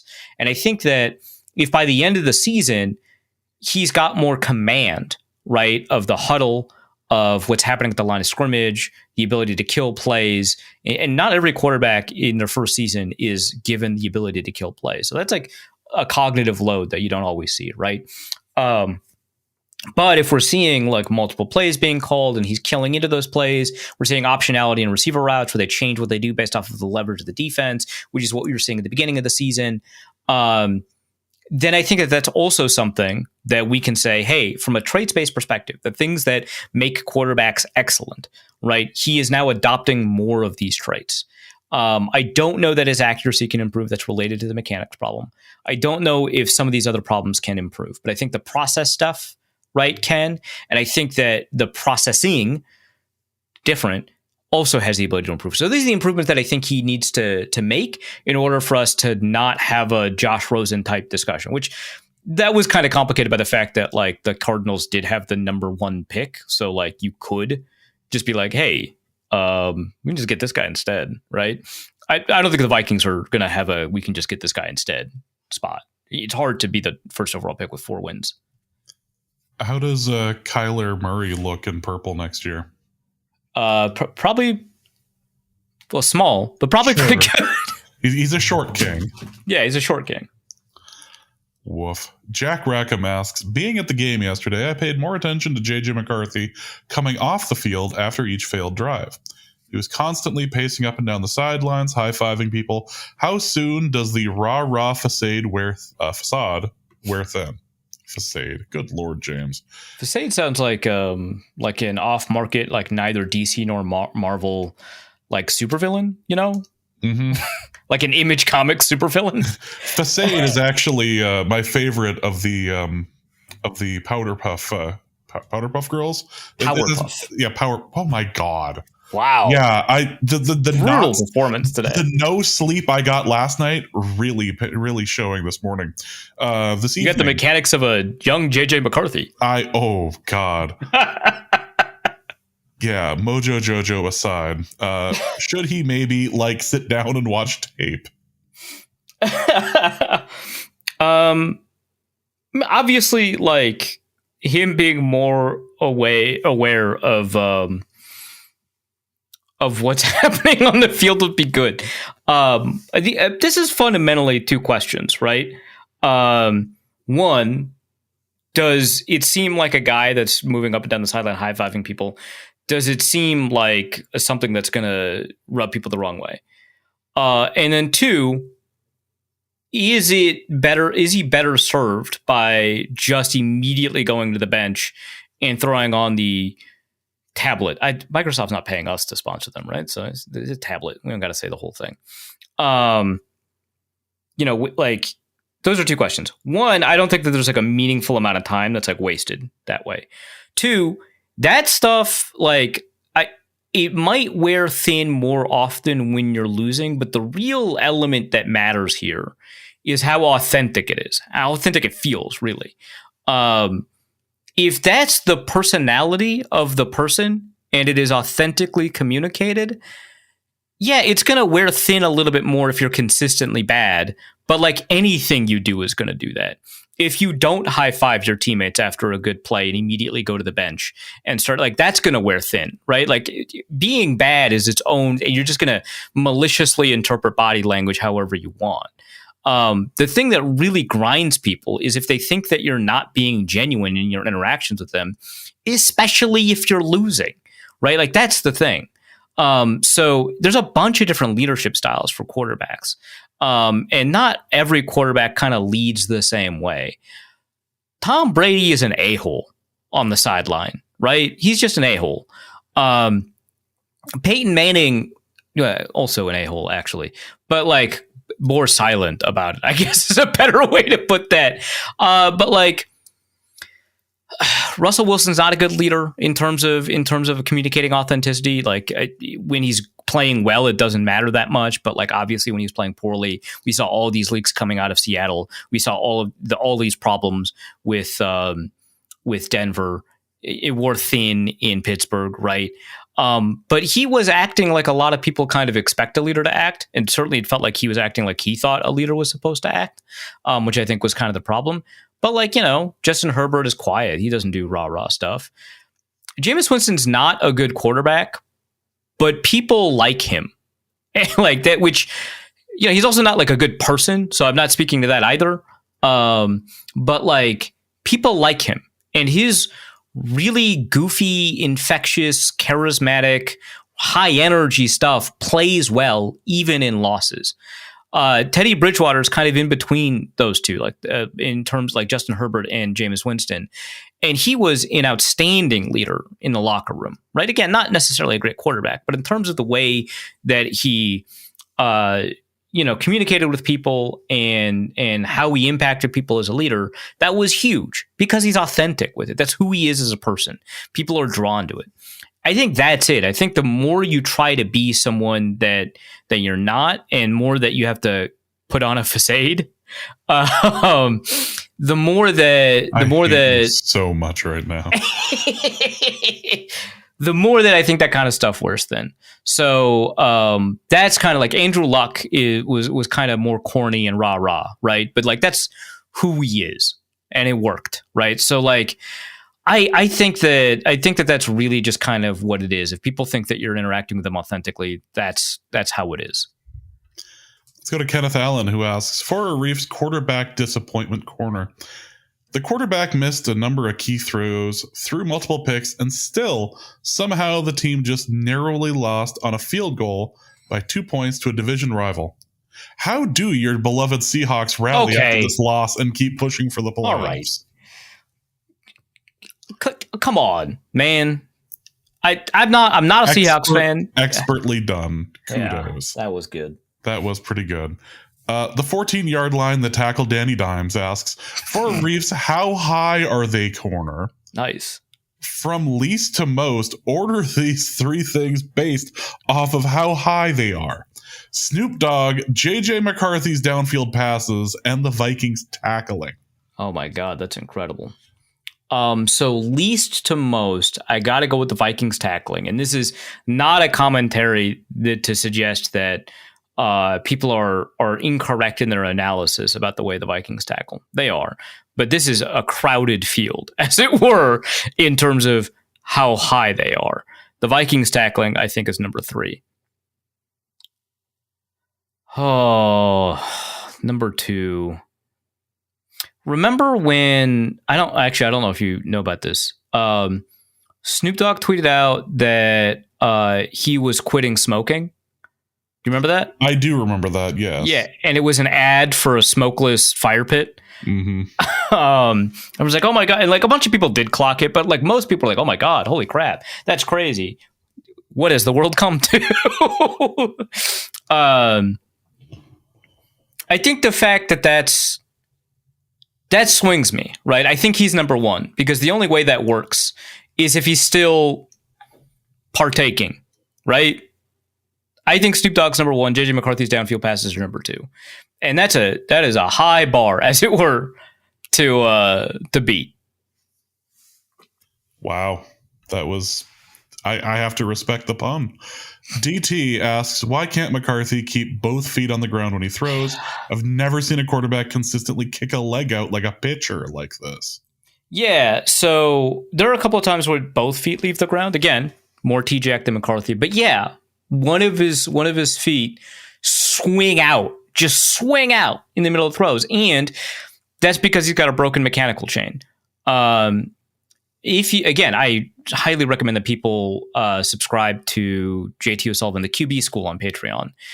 He talks a little bit about footwork. He doesn't talk about the foot swing as much. That's like Luke Braun talked about that in the piece that he wrote for Wide Left about specifically McCarthy's footwork and this specific problem, the swing. But what JT talks about, and he's talked about this in a couple of McCarthy videos now, is how his feet are angled, right? Specifically, if you and Braun talked about this too. But if you like drew a line parallel where the kind of the two points are each heel and each toe, right? There's two lines where toe to toe, heel to heel, and you just continue that line down. It creates like this track, right? And the track should be leading to the receiver. And in particular, it should be leading to your first read, because the way that you step into your throw is tight. And there's very little wasted movement as you step forward into your throw and you torque your abs and you allow the torque in your abs to pull you forward as you push down on that front foot and let all of that power through your arm. There should be most of your kinetic energy should be going into the ball as a result of that. And all your arm is really doing is guiding all of that force. It's generating very little of the force itself compared to your whole body. He's not doing that, and so he has to overstep or over-rotate to where he's throwing to. And sometimes he'll re-hitch, which means that he is essentially hopping, not in a bad way necessarily, although the way that he moves up his hitches is itself a problem because he brings his feet together and you can't step out like that. Like you can't push off your back foot to step into your front foot, right? But yeah, that element creates an over-rotation and it breaks the efficiency of that kinetic chain. And so there's a bunch of energy being stored that's being unleashed in the twisting motion. And it is going in both directions, down to the bottom of his back foot and into his arm. It leads to less control and also leads to that foot just flailing, absolutely flailing. It should kind of naturally just step up. The toe should still be in the ground, that back foot, instead of swinging with him. And it also creates momentum that you have to adjust for when you're throwing, because now your body is moving side to side, or not even side to side, just twisting. It's twisting mid-throw, and you have to adjust for that. So that reduces your accuracy, it reduces your power, it reduces your control. And it's just bad mechanics. He's not stepping into the throw correctly. That's what's happening. And that's what I mean by his mechanics degrading, because that happens a lot less at the beginning of games. It happens a lot in the third quarter. So that's kind of why I don't know. Like if you've never seen a quarterback consistently kick out a leg like that, that's probably because you watch a lot of NFL and not a lot of college, which is great. Good. College is tough for me to watch. But there are a lot of college quarterbacks that do that, especially ones that are all arm in terms of the way that they generate their power. We're going to get into some fun stuff here. Osman asks, there has been talk of McCarthy being a more athletic Rex Grossman, but is he more athletic relative to the league average than Grossman was? So I found a 2003 scouting report on Rex Grossman against all odds. I love this. Yeah. And I was like, am I remembering this guy correctly? Because I thought he was just a statue. No way. Is he reasonably athletic? And obviously the premise of the question is not, is he more athletic than JJ McCarthy? It's relative to the league at the time. But that's how scouting reports are written. They're written relative to the league at the time. So there's a bunch of stuff. Grossman is patient in the pocket. He knows how to find the open receiver. He has decent arm strength. It's not maybe the perfect scouting report.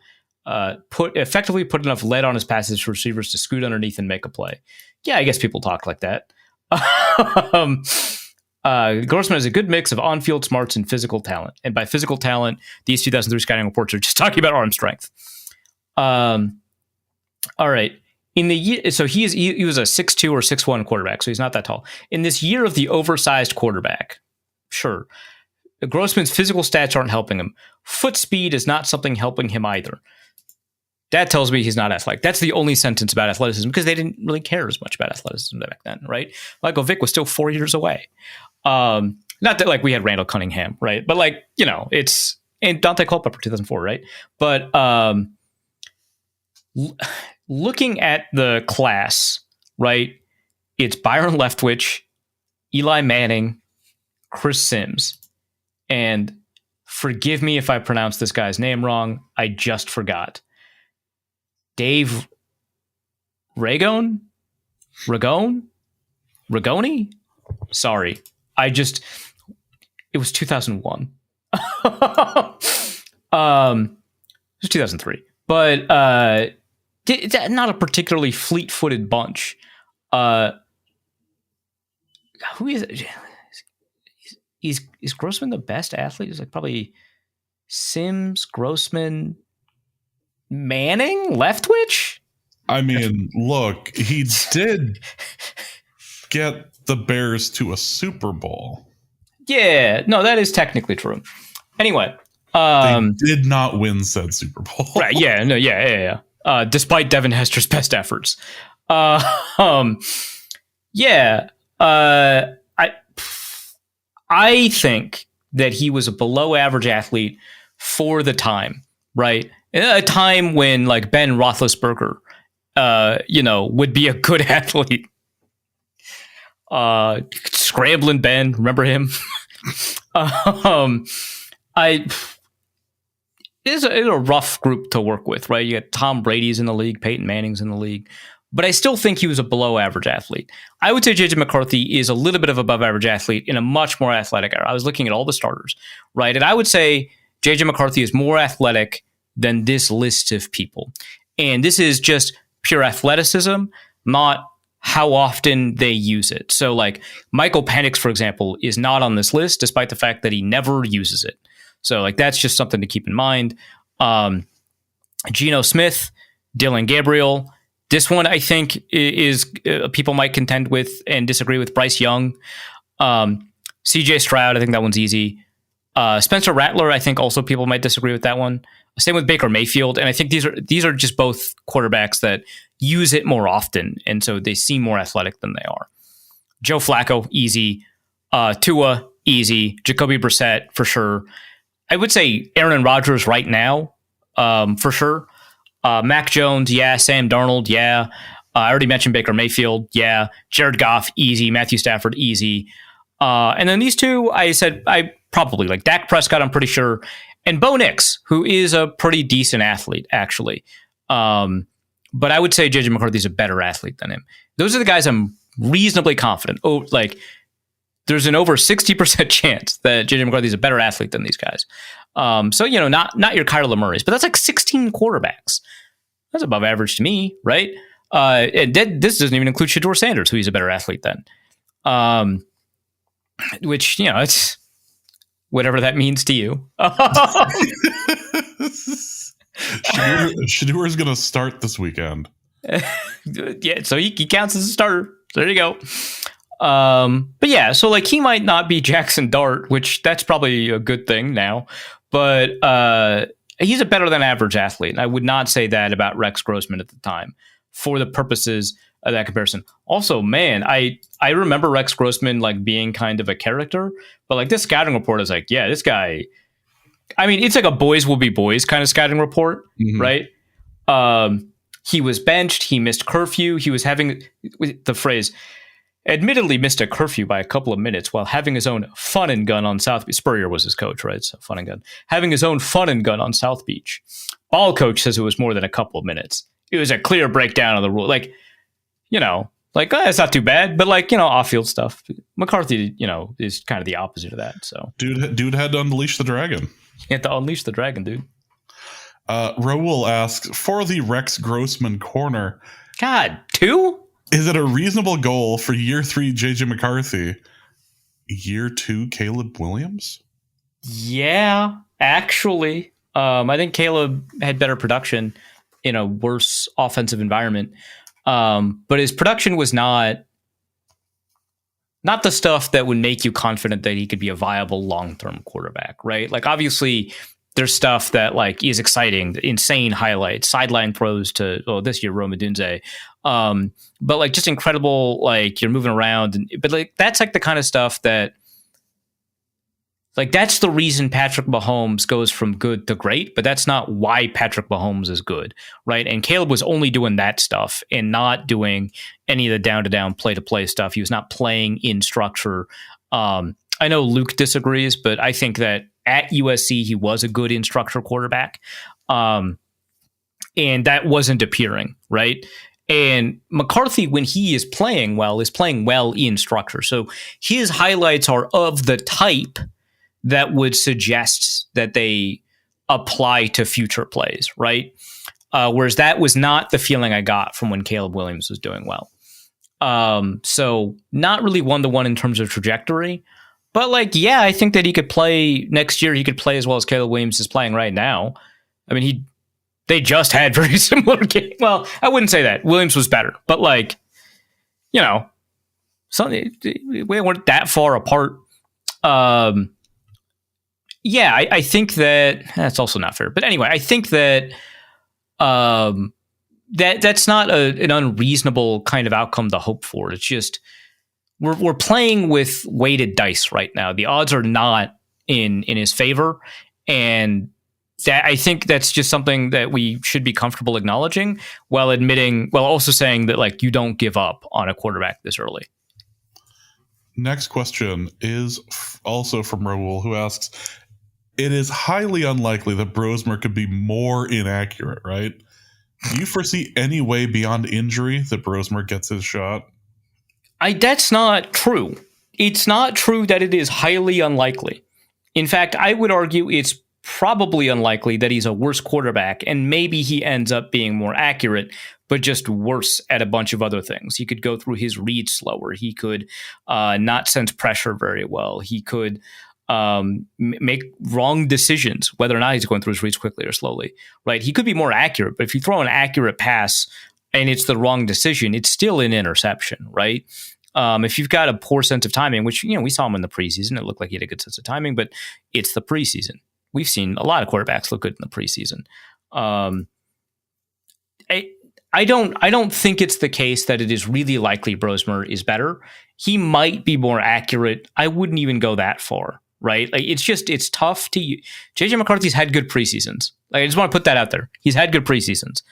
So, what are we doing? Right? I think I would have liked to have seen Brosmer in that Chargers game because, like, Carson Wentz was getting so hurt, it was pushing my limits. Right? Like, that's where we were there. Right? But that doesn't mean I think Brosmer's a better prospect at the moment. There's always a chance that you got like a Tony Romo or a Brock Purdy, where a 7th rounder undrafted free agent is better than like the 1st round pick that you got on the team. Sure, that is possible. I'm not saying it's impossible, but I'm saying it's probably telling that the Vikings are this committed to not putting him out on the field. I don't know if there would have been another interception. Maybe. Okay, so you said earlier, like, what's the point after another interception of putting him out there? It's to get him reps at that point, and you're more invested in McCarthy. Like, you're not going to win the game, but like, he has to play, so I don't really care about the increased injury. He's always going to be at risk of injury. He has to play. So that's kind of where I would be on that one. Let's go to our next question, which is from Numerophile, who asks, this is so dumb, but is a quarterback reliever concept even theoretically possible?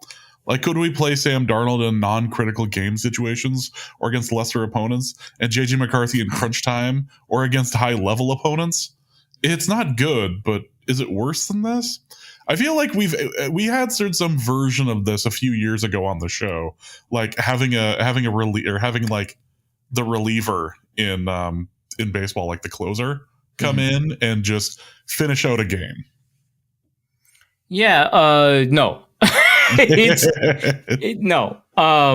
So actually a really good way this is a really prescient question, because one of the biggest problems with this came up in the national discourse when it came to Shedeur Sanders. They asked Kevin Stefanski, hey, has Shedeur Sanders gotten any reps of the ones since he was drafted? Not like, this week or during this, but like since he was drafted. And Stefanski said no. And everyone's like, oh my God, he never got any reps of the ones. How are you supposed to develop a quarterback if that's not happening? And like, that's normal. It is just normal. They don't get reps of the ones. Was it a quarterback competition? Yes. Was Sanders a legitimate part of that quarterback competition? Yes. But he had to play better against the threes to prove he should play with the twos, and then play well with the twos to prove he should compete and play with the ones, because they got to practice too. Those receivers have their own reps they got to run, and if it's a wasted rep, they can't practice. If the defensive backs who are on the ones can't practice because the quarterback is always getting sacked during practice and they kill the play, that's a wasted rep.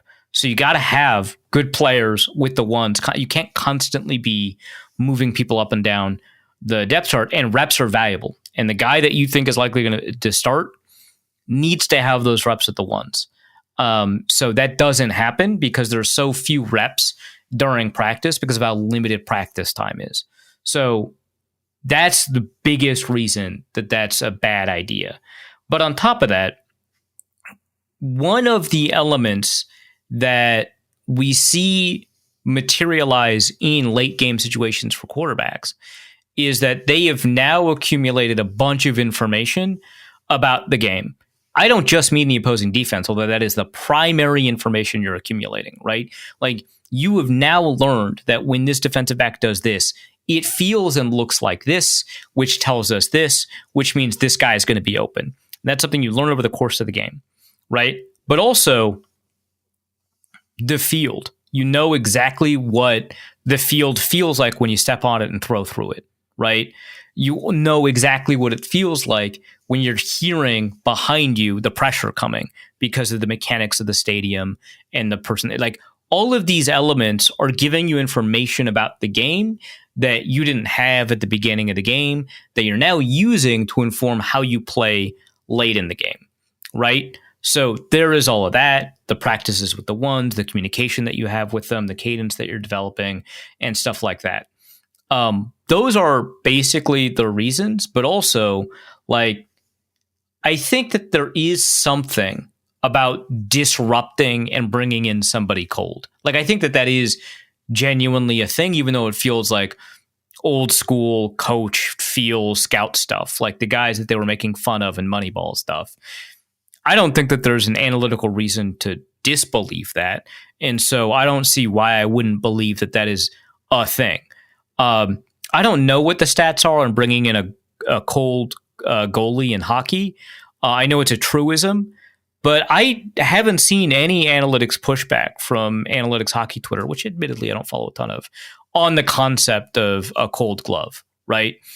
I would expect something very similar, a lack of a warm-up for a quarterback coming in late. Like, I just don't think it's like baseball, because baseball is built off of a set of a bunch of individualized, highly serialized one-on-one interactions where, like, bringing in somebody cold is not as big a deal, although you will have wanted them to, like, pitch, unless it was, who's that guy at the World Series just now? That, like, just hadn't been pitching all year and then just turned in a crazy performance in the 18-inning game. I watch baseball occasionally, it turns out. It's just, it does still qualify as one of the sports Arif doesn't understand. Yeah. I just typed in 18 runs instead of 18 innings. I'm doing extremely well. Well, if you're, I'm having trouble speaking, you're having trouble researching. This is clearly episode 587 it's the good one. This is the one we're on. We're absolutely both on the ball. It's a good one. I'm going through this article. They've not mentioned this pitcher once. He was in the 18-inning game, right? I'm not crazy.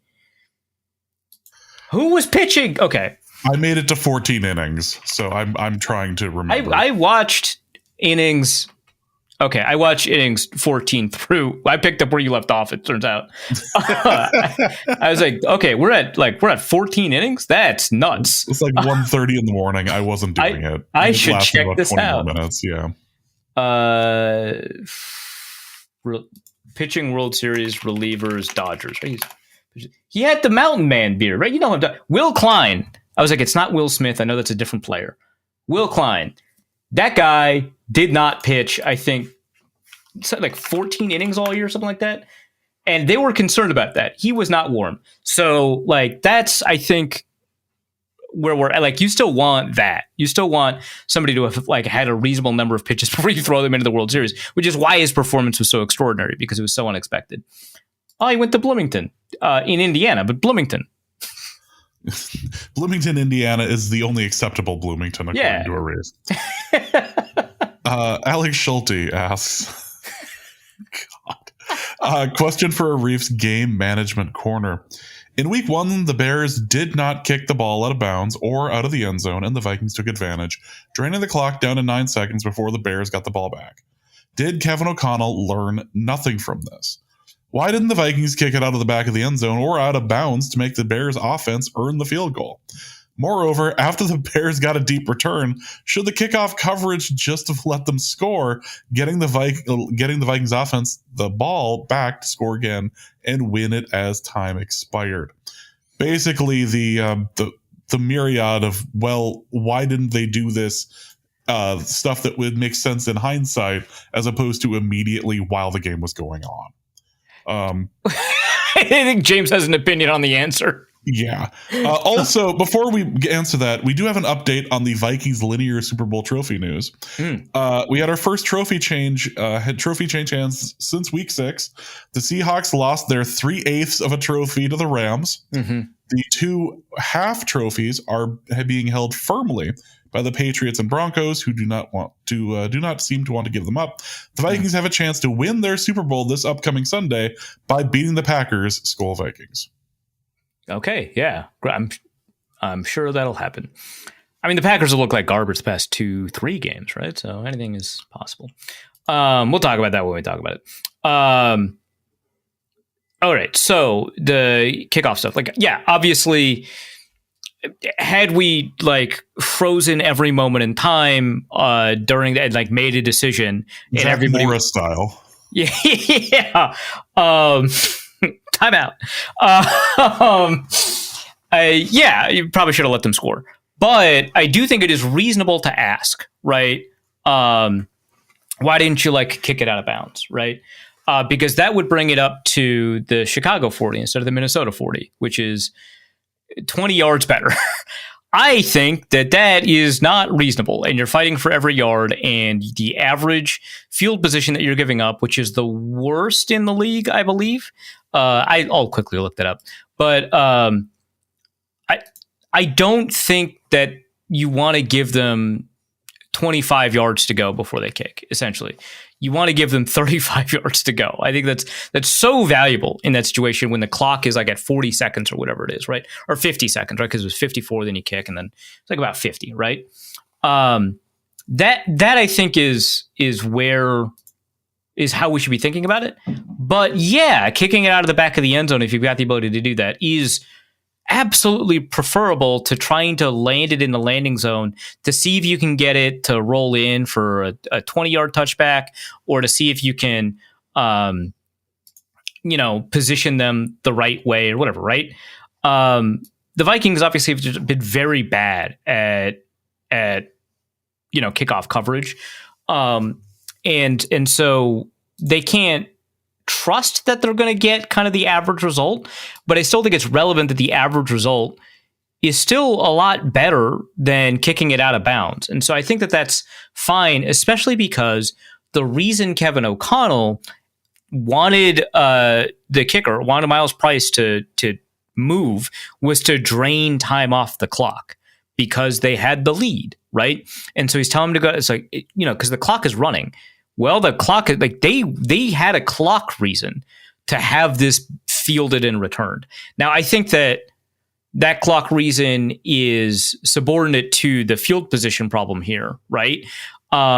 But I don't think anybody makes a decision with a 2% outcome in mind as the primary thing that they're trying to necessarily avoid. So I don't think that is entirely the way that it should have been thought of. But like, yeah, you're asking a lot, right? Like, I think that if Matt Daniels was like, hey, in this specific, and I know that KOC has like pre-situational masters and you practice as many end of game situations as you can, or as many situations as you can to be as effective and aware and make sure every player understands what they need to do. Probably they should have told them like, hey, if they cross the 50, just let it go. That would have been awesome. That would have been intense. The problem with that is when you let the other team score and you're at the goal line, momentum might carry them. That happened to Brandon Jacobs, I think, in the Super Bowl, right? Momentum's just going to carry them in sometimes and they'll accidentally score.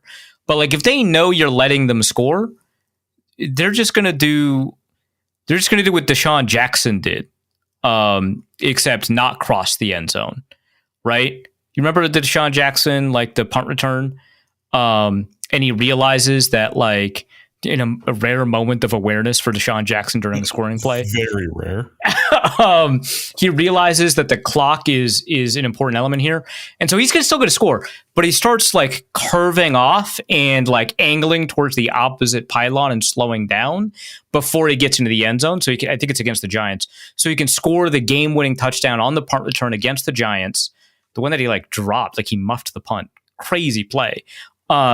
And he angles it so that it takes more time for him to score, right? He Tecmo Super Bowled it, yeah. Yeah, exactly. He was just Bo Jacksoning all over the place, right? Well, I would think that the Bears, like, if we're giving the Vikings kickoff coverage unit the presence of mind to just be like, oh, we just let them score. Jesus.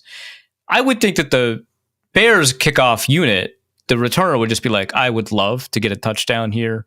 You know, I'd love to enter the record books because there's so few kickoff return touchdowns now.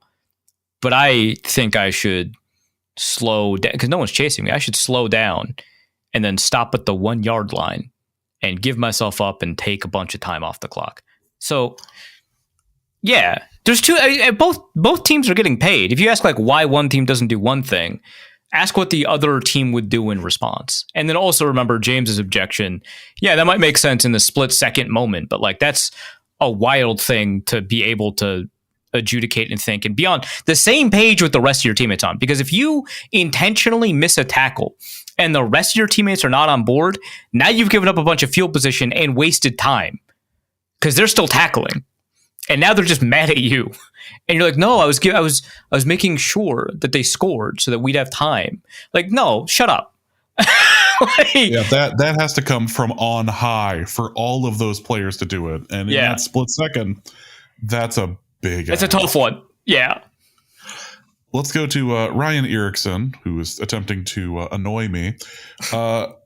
I would first like to preface that personally, I still have faith that JJ McCarthy can still turn this around. But after these 5 starts, is it safe to say that Kevin O'Connell and the front office made a huge mistake by not signing Aaron Rodgers this offseason? I'm not a fan of Rodgers, but I can't help but think that both the Vikings and McCarthy would be in a better spot than they are now. I'm not sure McCarthy is in a better spot. I just know that I wouldn't be. I argued, and I can take point and be annoying for a moment. I argued multiple times this offseason that the signing of Aaron Rodgers would have been a more bitter pill to swallow. It would have been harder to swallow than the Favre thing. And like, obviously, like, you know, hindsight's 2020, and this is not to say that your question's an invalid one because it was one that was being debated at the time, but rather we would be in a spot where because Rodgers is playing so meh, we'd just be like, man, this is like a 2-second offense. We're throwing 2 yards downfield. Justin Jefferson has to get all of his yards after the catch. And then we got to listen to this guy talk, which is the worst part of all of this, right? And we're just not getting that much offensive production out of this, right? Like that would be our feeling about it. And, you know, it's Aaron Rodgers. You're not going to bench him, right? Otherwise, you know, he's going to curse you with his AI girlfriend or whatever it is. Wife? AI wife. I'm sorry. AI wife. Yeah, the point of all of this is that it would have been a dramatically different offense, one that may end up working a bit out in Pittsburgh, just enough to get them a winning record. Yeah, which is that better? Like, are we better off in a scenario where you limp into the playoffs with no chance of winning a play? Because like I feel like a lot of people were pretty upset with that when it was Kirk Cousins, right? Like they were pretty upset with that with Sam Darnold. A ton of people wanted him gone because of his performance in the final two games that he played, playoff game and Week 18, right? That's what I feel like is happening here. That's what I feel like would happen with the Vikings because it's not a good offense and it's so dramatically different from what Kevin O'Connell wants to do that I just don't see that working. No. And you would be in a spot where you would be wondering about the bargain that you've made, not even just from like an ethical standpoint of like, F this dude, right? Which that'll play a role. But you'd just be like, why are we doing this? This isn't good. Surely JJ McCarthy is better than this. And I guess we have evidence that now that we know that it's not the case, like that would be, but like we wouldn't be feeling better, which is ultimately what we're asking, right? Like I know we're asking, would the team be better? And yeah, it would be better maybe, right? But we're basically asking, because we only care about the team insofar as it affects us, we're asking, would we feel better? And I don't know that we would, because we would be blind to the knowledge, right? We would be ignorant to the fact that JJ McCarthy is just not good yet, if ever, right? So we'd be kind of in a tough spot. Yeah, if they could have decided not to sign Javon Hargrave and sign Aaron Rodgers and keep Harrison Phillips, Jesus, then the team is probably better. I'm not happier though, and I bet you aren't either. No. Let's go to Andrew, who asks, is it a detriment to the team for a head coach to also be the primary quarterback whisperer? I'm curious if a lack of Kevin O'Connell bandwidth in a practice week is partly at fault for the team being seemingly unprepared. False starts, poor special teams play. You can't blame special teams play on Kevin O'Connell. He's a head coach. Buck stops with him. Fine, but like I understand what you mean. That like more time on task would probably not solve this. I agree. Yeah, running plays incorrectly, etc. That one, yes, because of the time sink that is the make McCarthy resemble an NFL quarterback project. So I'm kind of curious what it would look like, how he would spend his time differently to resolve the false starts and running plays incorrectly. Because to me, that sounds like a McCarthy problem. And it sounds like that's what you would have an offensive guy do, whether it's the quarterback's coach or the offensive coordinator or I guess the offensive head coach, right? What does he do that makes this better that is not be a quarterback whisperer, I guess is my question. And except for the special teams play stuff. Like, I think it is detracting from his ability to be more involved with elements of the defense and the special teams that probably would help resolve some things, right? I think it is distracting him from being able to more effectively communicate with referees, more effectively handle challenges, and clearly more effectively handle game management decisions, whether it is a decision to go for it on fourth down, when to run a fake, how to handle the clock at the end of the 2-minute drill. It's tough to make that argument in light of the fact that the Vikings under Kevin O'Connell have been really great fourth quarter mavens. And part of that is like being good at time management, but it just does seem like there's more clock management mistakes that are being made this year. And I think that maybe shepherding a young quarterback is taking a bunch of that time away from being more effective at those things. So I do think that there is an element here where being as involved with the quarterback coaching has detracted from other elements of the operation, maybe in ways that we're not even privy to, like ways that we can't fully detect or understand, right? The communication maybe that the receivers need to have with the overall offensive game plan, like the receivers coach, right? Maybe that's deteriorating and maybe that's impacting things in ways we don't fully expect. Like maybe we need to tell the receivers coach like that these are the adjustments that need to be made within a play against this leverage that's going to allow the receivers to get more open, right? And having a liaison kind of communicate all of this more effectively instead of having that guy speaking directly to the quarterback about things the quarterback needs to do maybe that would change. I don't know. It's really tough because we don't really get a good view into what happens day to day or week to week for a coach, where this would clearly, manifest. But I do think that there's probably something real embedded in this question about spending so much time on a young quarterback that might be impacting some of these other things. I think the things that you've identified are maybe not those things, but there are probably a million things that I can't come up with at the moment that are related to all of this that could have unseen effects, right? Like maybe he should be taking a look at data about the nutrition program that he doesn't have time to do that now. So now he can't evaluate how effective the nutrition staff is or how effective the strength coaching is. And maybe he's not doing as much with the pro personnel department to bring in players, right? Like there's a million things that could be impacted by being distracted here that could be true, but I just can't speak to it with any definitiveness. Next question is from Bring Ed Ingram back, who asks, for the Norse code monkey paw corner, yesterday it was pretty clear protection was not the issue with our quarterback and that this offensive line is fixed. Is it possible our decade of requests to put out a serviceable offensive line caused the monkey paw to curl and thus the cause of JJ's struggles? If so, how do we fix our QB woes? And do we need to wait another decade? Also, who's keeping this monkey paw near the Vikings? Okay, so I don't think that that's how the monkey paw works. It's not like a give and take. Like you ask for something and then it takes something away. No, it gives you the answer to your wish ironically, right? Like I wish my son would come back from the dead. And your son, this is directly from the story. So spoilers for like a story from like the 19th century, maybe. I don't know when it was published, but in that story, the mother asks for the son to come back to life in some way. And the son had died in like a factory accident where he'd been mangled. And none of those injuries are resolved. And he's basically just a zombie that has to like dig himself out of his grave. Like it granted your wish in a way that is horrifying to you, right? Like I wish for a ton of gold and then the monkey paw curls and then 2,000 pounds of gold falls on you, right? I think what happened is they wish for a ton of money, and what had happened was an insurance payout for maybe it was the same son actually, but an insurance payout for a family member who dies as a result of this wish. It materializes. Like maybe it's been so long since I read the story, but like I think that's what happens, right? That's how the monkey paw works, right? It's not you wish for a good thing and then you get it. Now a different unrelated bad thing happens. It's that the good thing sucks is how the monkey paw works.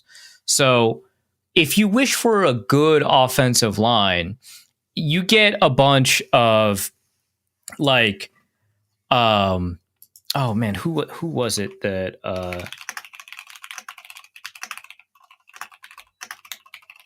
so this is important. Yeah, you get a bunch of Richie Incognitos and Dominic Raiolas.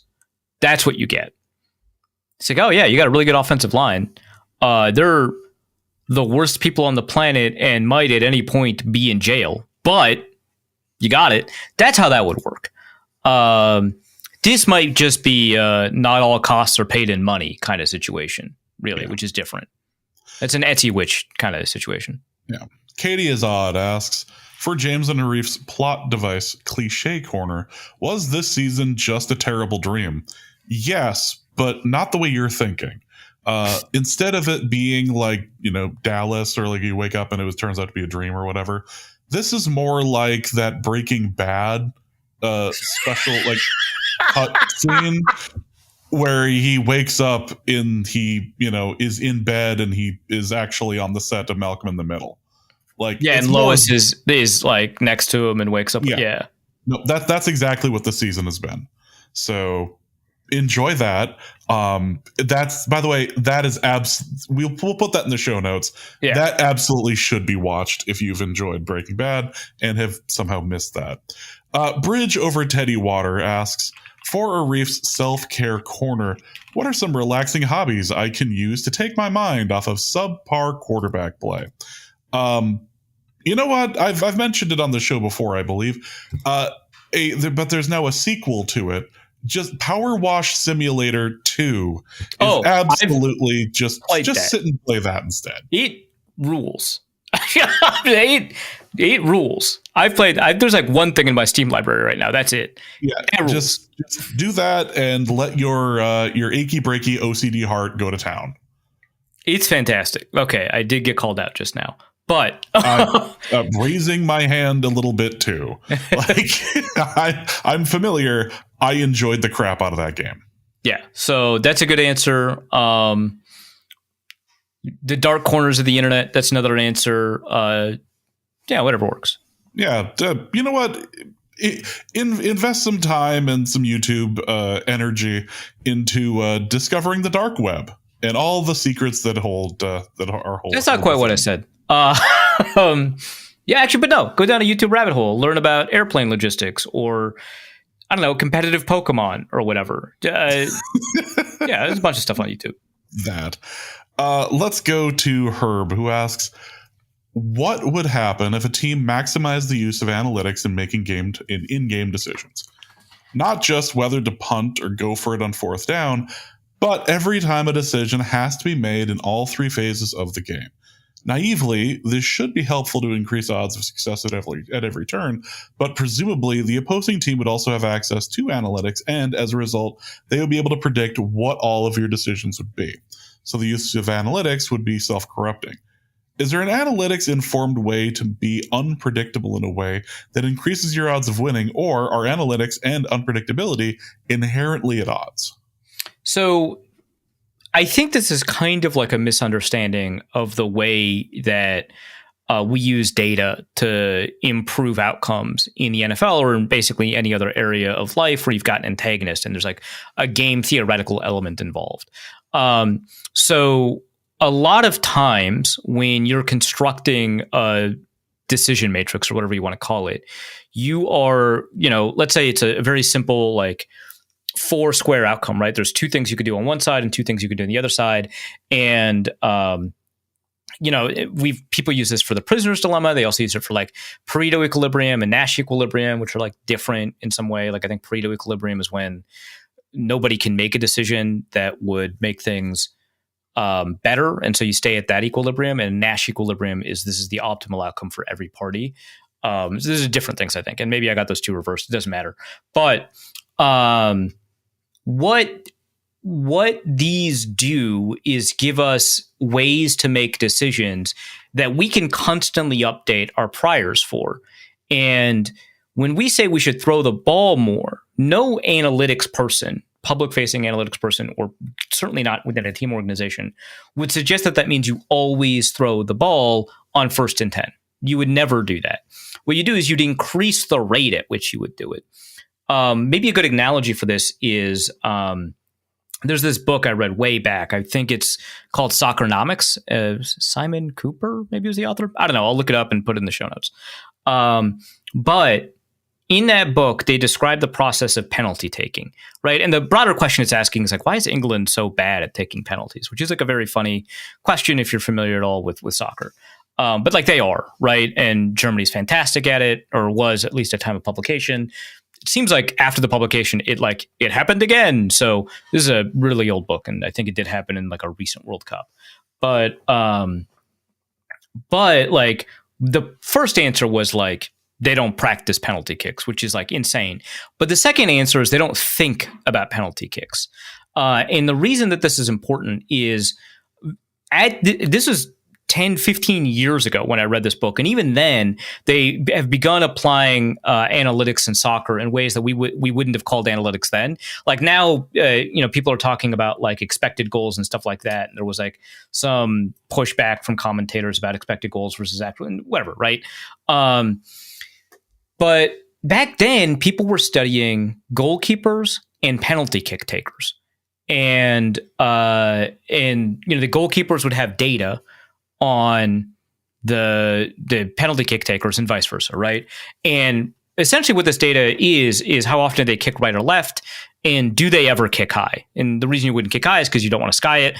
And there's a social cost to, missing a kick high on a penalty kick. It's embarrassing. No one wants to do that. And so there's a decrease in the amount of times you actually kick high during a penalty kick, because kicking low very often still results in a goal either way.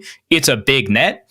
And so there's no reason to really sky it. But still, like you have a kick right, kick left decision matrix, right? And you've got a kicker. And I think in the book, it was France's Franck Ribéry. And what he had done is he had figured out when he kicks left, this is his make rate. When he kicks right, this is his make rate.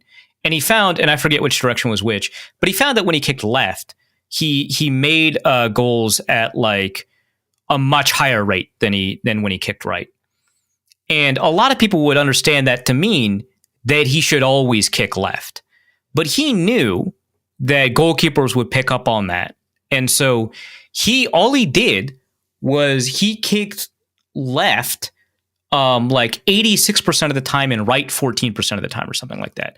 Just enough to make it unclear what he was going to do, but still maximize the odds of him making a goal. And I think he ended up being one of the best penalty kick takers. I don't know, maybe, the data didn't bear that particular end result, but finding an equilibrium still means you are doing quote unquote the suboptimal play because you're being opposed in game theory.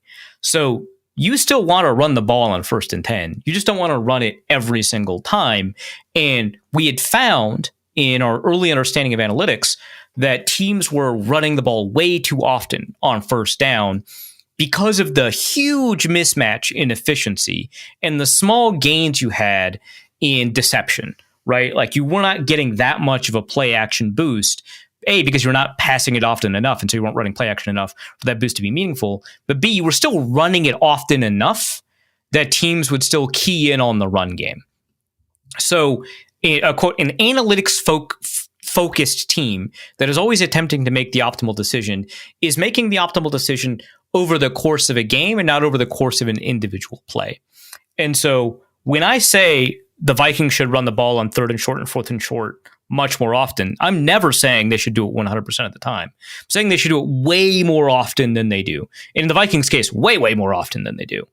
But you still need to mix in some level of randomness. And what you can do is you can have, now I don't know if you're like allowed calculators or the ability to whatever, right? Like you're limited in what the booth can provide and have access to during a game. But I would imagine if you have access to these fancy tablets that have paid for a sponsorship, that the tablets might have a random number generator on them. And you can just use that. And if you can't, humans are not great at producing randomness, but you can still try to be relatively random about how often you do it. Not great at it, right? Like very often in a chance to preserve randomness, humans tend to act predictably because like after a pass, they'll call a failed pass, they'll call a run at a really high rate. Like that does happen, but you can evaluate after every game, whether or not you were truly random and see if you can kind of do it more often, understanding that you should be passing 70% of the time in this situation instead of 40% of the time.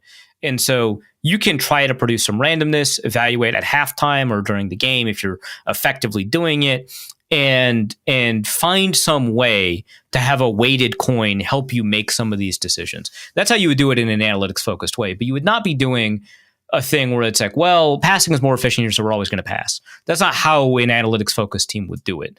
So yeah, if you just did, well, the numbers say this every single time we'll do it, you would lose, right? You'd become predictable. And in that sense, you're correct. It would be self-corrupting. But there's not really an analytics department in the NFL or even public-facing analyst that would suggest that this is how things should operate. And so this would not be, quote unquote, maximizing the use of analytics to make in-game decisions, right? So I think that's plus, like, what amount of data are you feeding in, right? Like how good we are at running the ball. Is that a data point?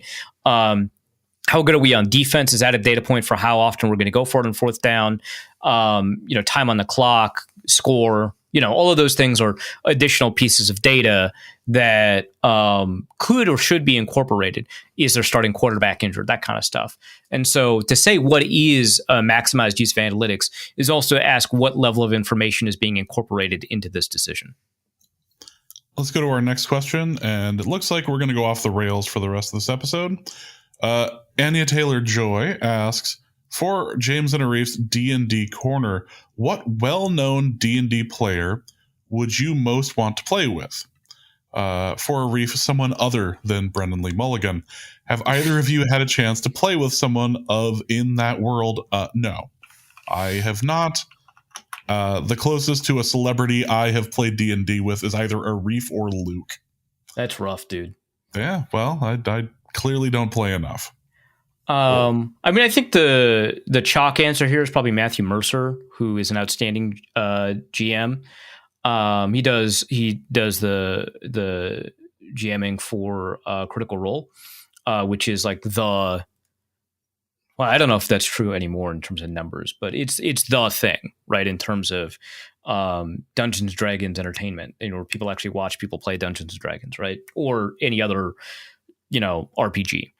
My obvious answer, Brendan Lee Mulligan. I can't use that answer. So I have two answers: one from Critical Role and one from Dropout. Because I've only ever watched one other thing that was Harmon Quest, which is hilarious, but no. Really great entertainment is what I'll say about Harmon Quest. So my Critical Role, or no, my Dimension 20 answer, or my Dropout answer, is Zach Oyama, and I love Lou. That would be kind of like on my short list of people to play D&D with. Siobhan is fantastic.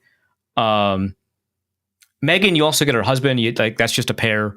Maria Iyengar. That was going to be mine.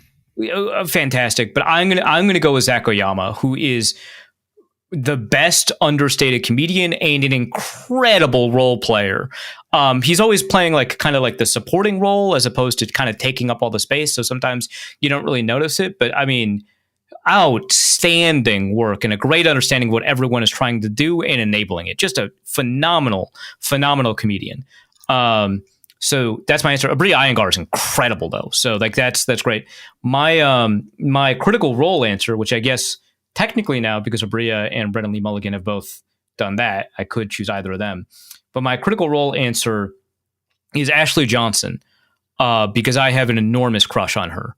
That's the only reason. Yeah, that makes sense. For those who are not familiar with Zach Oyama, wow, I am dying. I'm going to put the lawyer clip. I don't want to spoil the... It's the lawyer clip. Yeah, it's the lawyer clip with Brendan Lee Mulligan. It's the most, as Ray said, the most understated, just like waiting for a moment. It is... when I'm trying to introduce people to Dropout, that's one of the things I would... That Mr. Mayo, I think, is up there for me. It's so good. Anything Ross does on Make Some Noise, good lord, is probably up there. Yeah, those clips. This is so good. All right, let's go to the sumo corner, because I was worried that my pronunciation was going to be an issue tonight. For Arif's, this is from D's. For Arif's sumo corner, each time Arif survives a Suriri Otoshi, oof, I don't care, from Hanasato. The day that one of these fellows puts on a Nike jersey and is playing offensive line, I will care about pronouncing a name. One random Vikings player becomes the best at his position for the 2026 season, but Arif won't know which. How many slams does Arif take before either A, he dies, or B, does enough to feel good about our odds? All right, so Tsuri Otoshi is a front-facing slam. It's already in the question. It's just they lift you up and slam you on the ground. It is the embodiment of power in sumo when you lift someone up, usually by the crap. I already forgot the name of the clothing.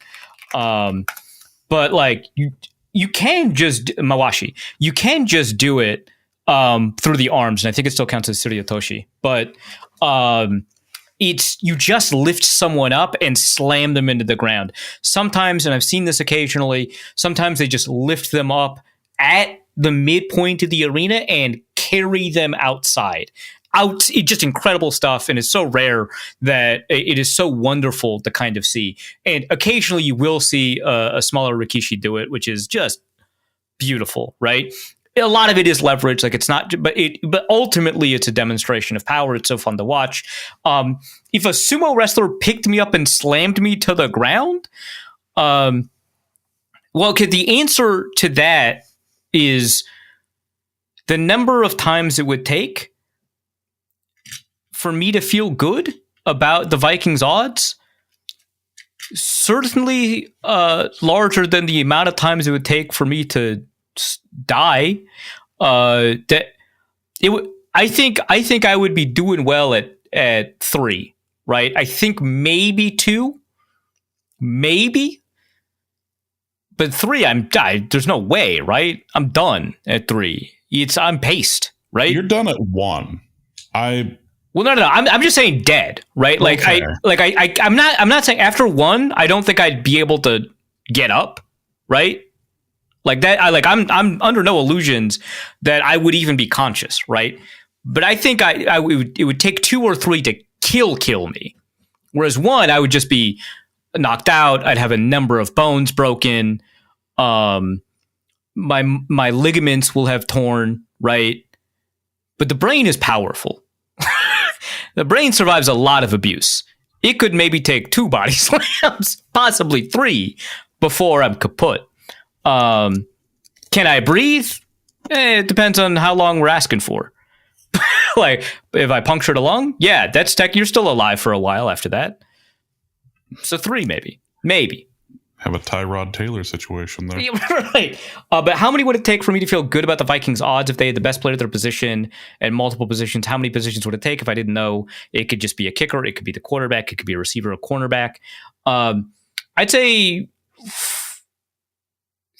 3 would be nice, but I think 4, because you could just end up with a long snapper, which I think the Vikings, they might have an argument for it, right?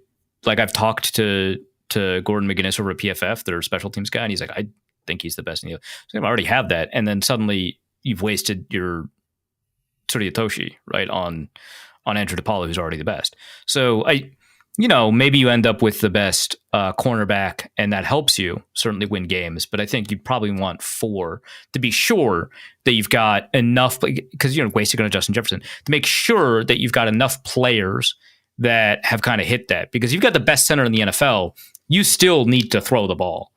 So 4, probably 6 is where you're like, all right, that's enough. 6 players are the best at their position. At some point, you're just going to start winning.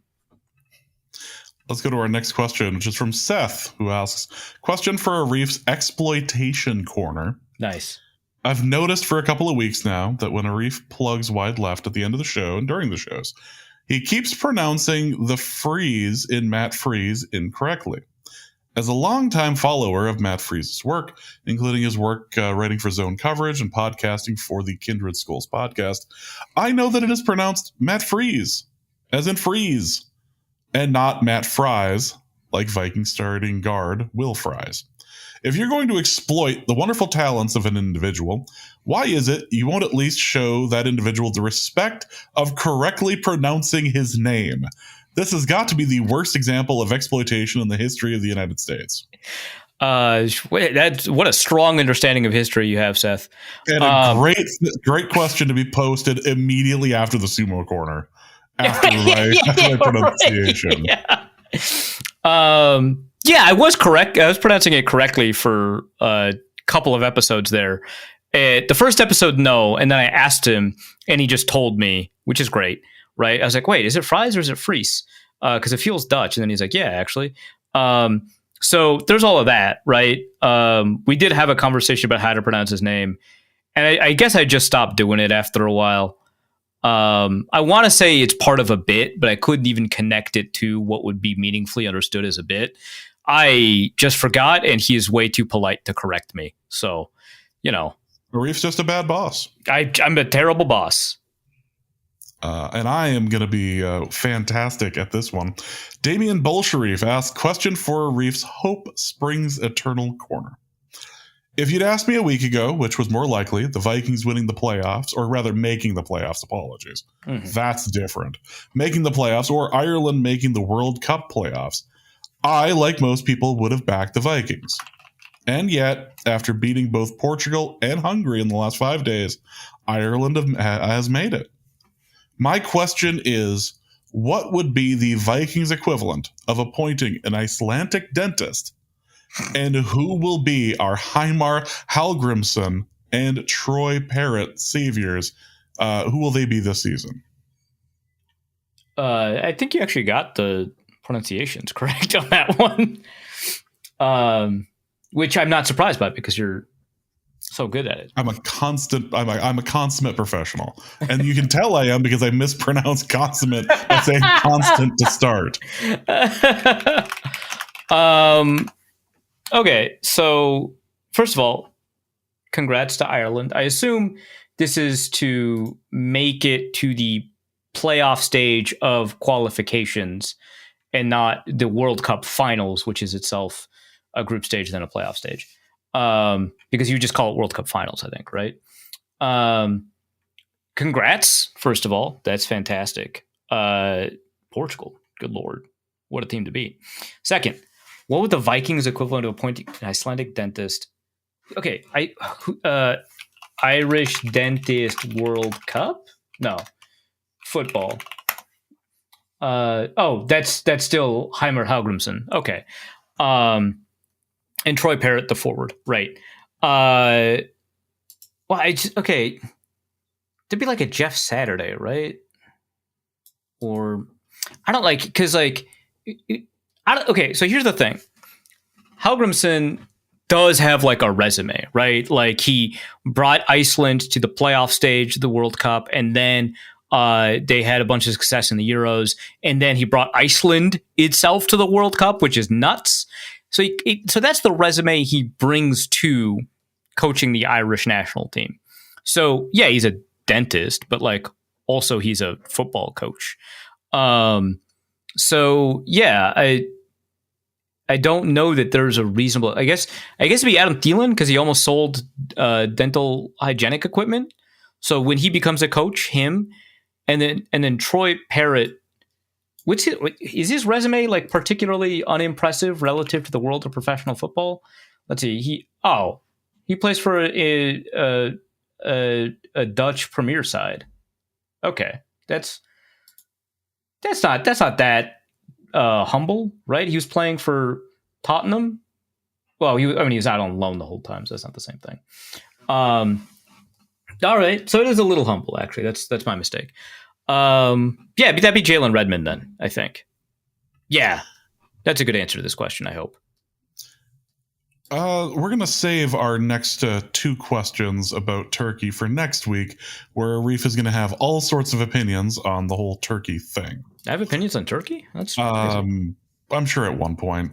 Ferris Bueller asks, 1 year ago, I wrote in about how the winner of the Vikings-Cardinals game would determine my newborn son's primary team. The two of you reminded me how all Cardinals fans are actually crisis actors, with Arif saying, and I quote, if you want your son to exist, you better hope the Vikings win, end quote. Okay. Reflecting on my time listening to that episode in the neonatal intensive care unit. Oh my God, what? I'd like to know. Oh, Jesus Christ. What threat would you like to give my son for his first birthday? For the record, he's been perfectly healthy after those first 3 weeks. I would like, as form of Arif's apology, I would like to buy you a Norse Code baby onesie.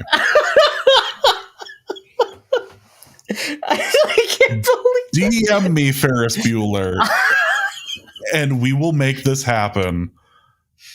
Please. It's the only way Arif is going to attempt to get sleep tonight once the 5 hour wears off. The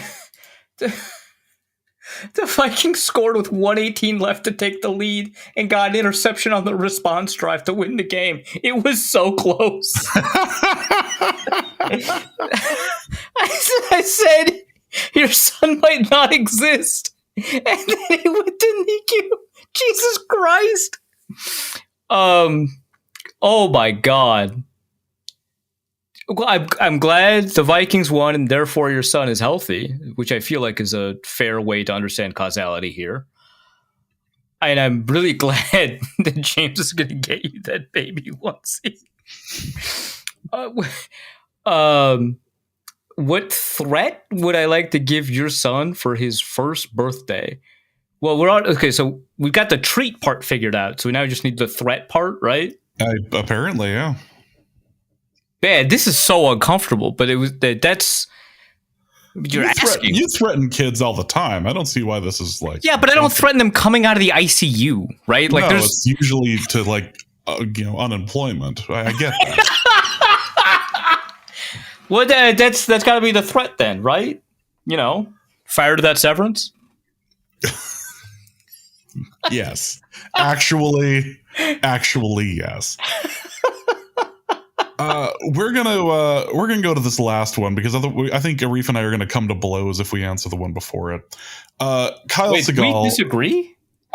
It's very possible. I actually said in the Discord that if we answer this, it may be the end of the show because we may come to blows over it, just because it would be entertaining. Kyle Segal ends this episode with, let's say that, hypothetically, of course, the Florida National Guard has been deployed to fight Pokemon in Portland. Gotta catch them all.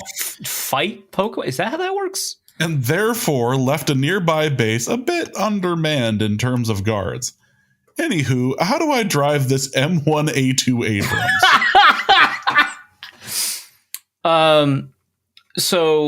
Very carefully. This is a bit straight out of Red versus Blue, like the first season, right, where they get the Scorpion tank.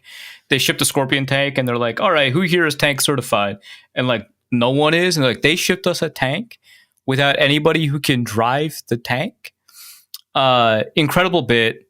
In terms of how off color the jokes are from season 1 of Red versus Blue, I would argue that a lot of that stuff does not necessarily age well, but if you can get past that, it's still very funny. So long as like the stuff that doesn't age, you just kind of ignore that, right? Incredible bits of machinima. I think they're still producing it. Don't worry about that. After like season 5, you need to stop.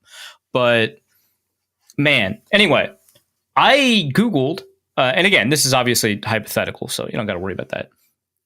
I Googled how to drive an M1A2 Abrams, and the first thing that showed up was a YouTube result for how to drive and fire tank, Abrams, M1A2, and M1A2C explained. And you click on it, and the video is private. So clearly there's some secret information afoot. So I would say, what is it? I would say see if you can find a manual in the War Thunder forums, because War Thunder players will not stop leaking secret information, including operating manuals, construction guides, and all kinds of specifications on military secrets from multiple militaries around the world. I just go to the War Thunder forums and see if you could just find a manual for the M1A2 Abrams. That would be my guess. Otherwise, safety.army.mil does have an article about how dangerous it is to drive a tank. They're not telling you how to do it, but like maybe you can pick up some clues from it. There's a bunch of you're going to need multiple people. There's a bunch of like periscopes, a bunch of levers, a bunch of buttons. Probably don't just press buttons randomly is my first piece of advice. And my second piece of advice is to download confidential information from the internet. Not even the dark web, just the normal internet. And with that, that's going to be the end of this episode of Norse Code. We hope you have enjoyed it. We'll be back later this week to preview the Packers game with Justice Mosqueda. Arif, what do you have to plug? Well, Matt Fries isn't writing anything this week, so look at that, folks. I'd say he learned, but more he was shamed. No, he's Patreon, not Patreon. Just remember that. That was an incredible running bit for a while. Yeah, so no, Matt is spending time with his family and not thinking about the Vikings, which is very healthy. So no piece this week from him. And I'm writing an extended piece about quarterback development, JJ McCarthy, and like the whole host of problems that kind of need to be solved, and some of the stuff we talked about in this episode, what can be reasonably resolved short term, what might be resolved kind of medium term, as in by next season, and what are kind of long term issues to pay attention to and worry about. So that piece is up soonish. I thought I'd be able to get it up actually this morning, and there's just like more stuff I want to write and more data I want to gather and more visualization I have to do. So that piece is coming up soon. Otherwise, soon I'll also have a piece on how Thanksgiving and football relate to each other. Are you going? I can see the turkey takes coming. I will not be talking about my opinions on turkey in that piece, which is going to be tough. That may be your hardest assignment. But that is going to be the end of this episode of Norse Code. Hope you have enjoyed it. I'll try to do better next time. For Arif, my name is James. Thank you guys so much for listening. And please remember that you never want to go double in Gakwe. And we'll be back later this week. Norse Code is the largest and only division of Norse Code LLC. You can find Norse Code on the Daily Norseman, SB Nation's Vikings blog at dailynorseman.com. You can also find it on iTunes, Apple Podcasts, Stitcher, Spotify, Google Play, and wherever fine podcasts are aggregated. Our Vikings blogger extraordinaire and generally useful human is Arif Hassan of... and he can be found on Twitter at Arif Hassan NFL. I am your producer and host, and my name is James Pagashnik. You can find me at the show's official Twitter feed at NorseCodeDN or at my personal account at Big Mono. If you'd like to donate a few bucks to the show, you can do so in a couple of different ways. You can go to patreon.com/NorseCode and donate there. For $3.50 a month, you get bonus material and more. You can also go to paypal.me/NorseCode for a one-time donation, or you can go to norsecode.threadless.com and pick up some Norse Code merch. Any questions or comments that cannot fit in a tweet can be sent to norsecodepodcast@gmail.com. On behalf of the Norse Code staff, we thank you so much for listening. Our formula is this. Hey, all things are possible through the power of Ben DiNucci.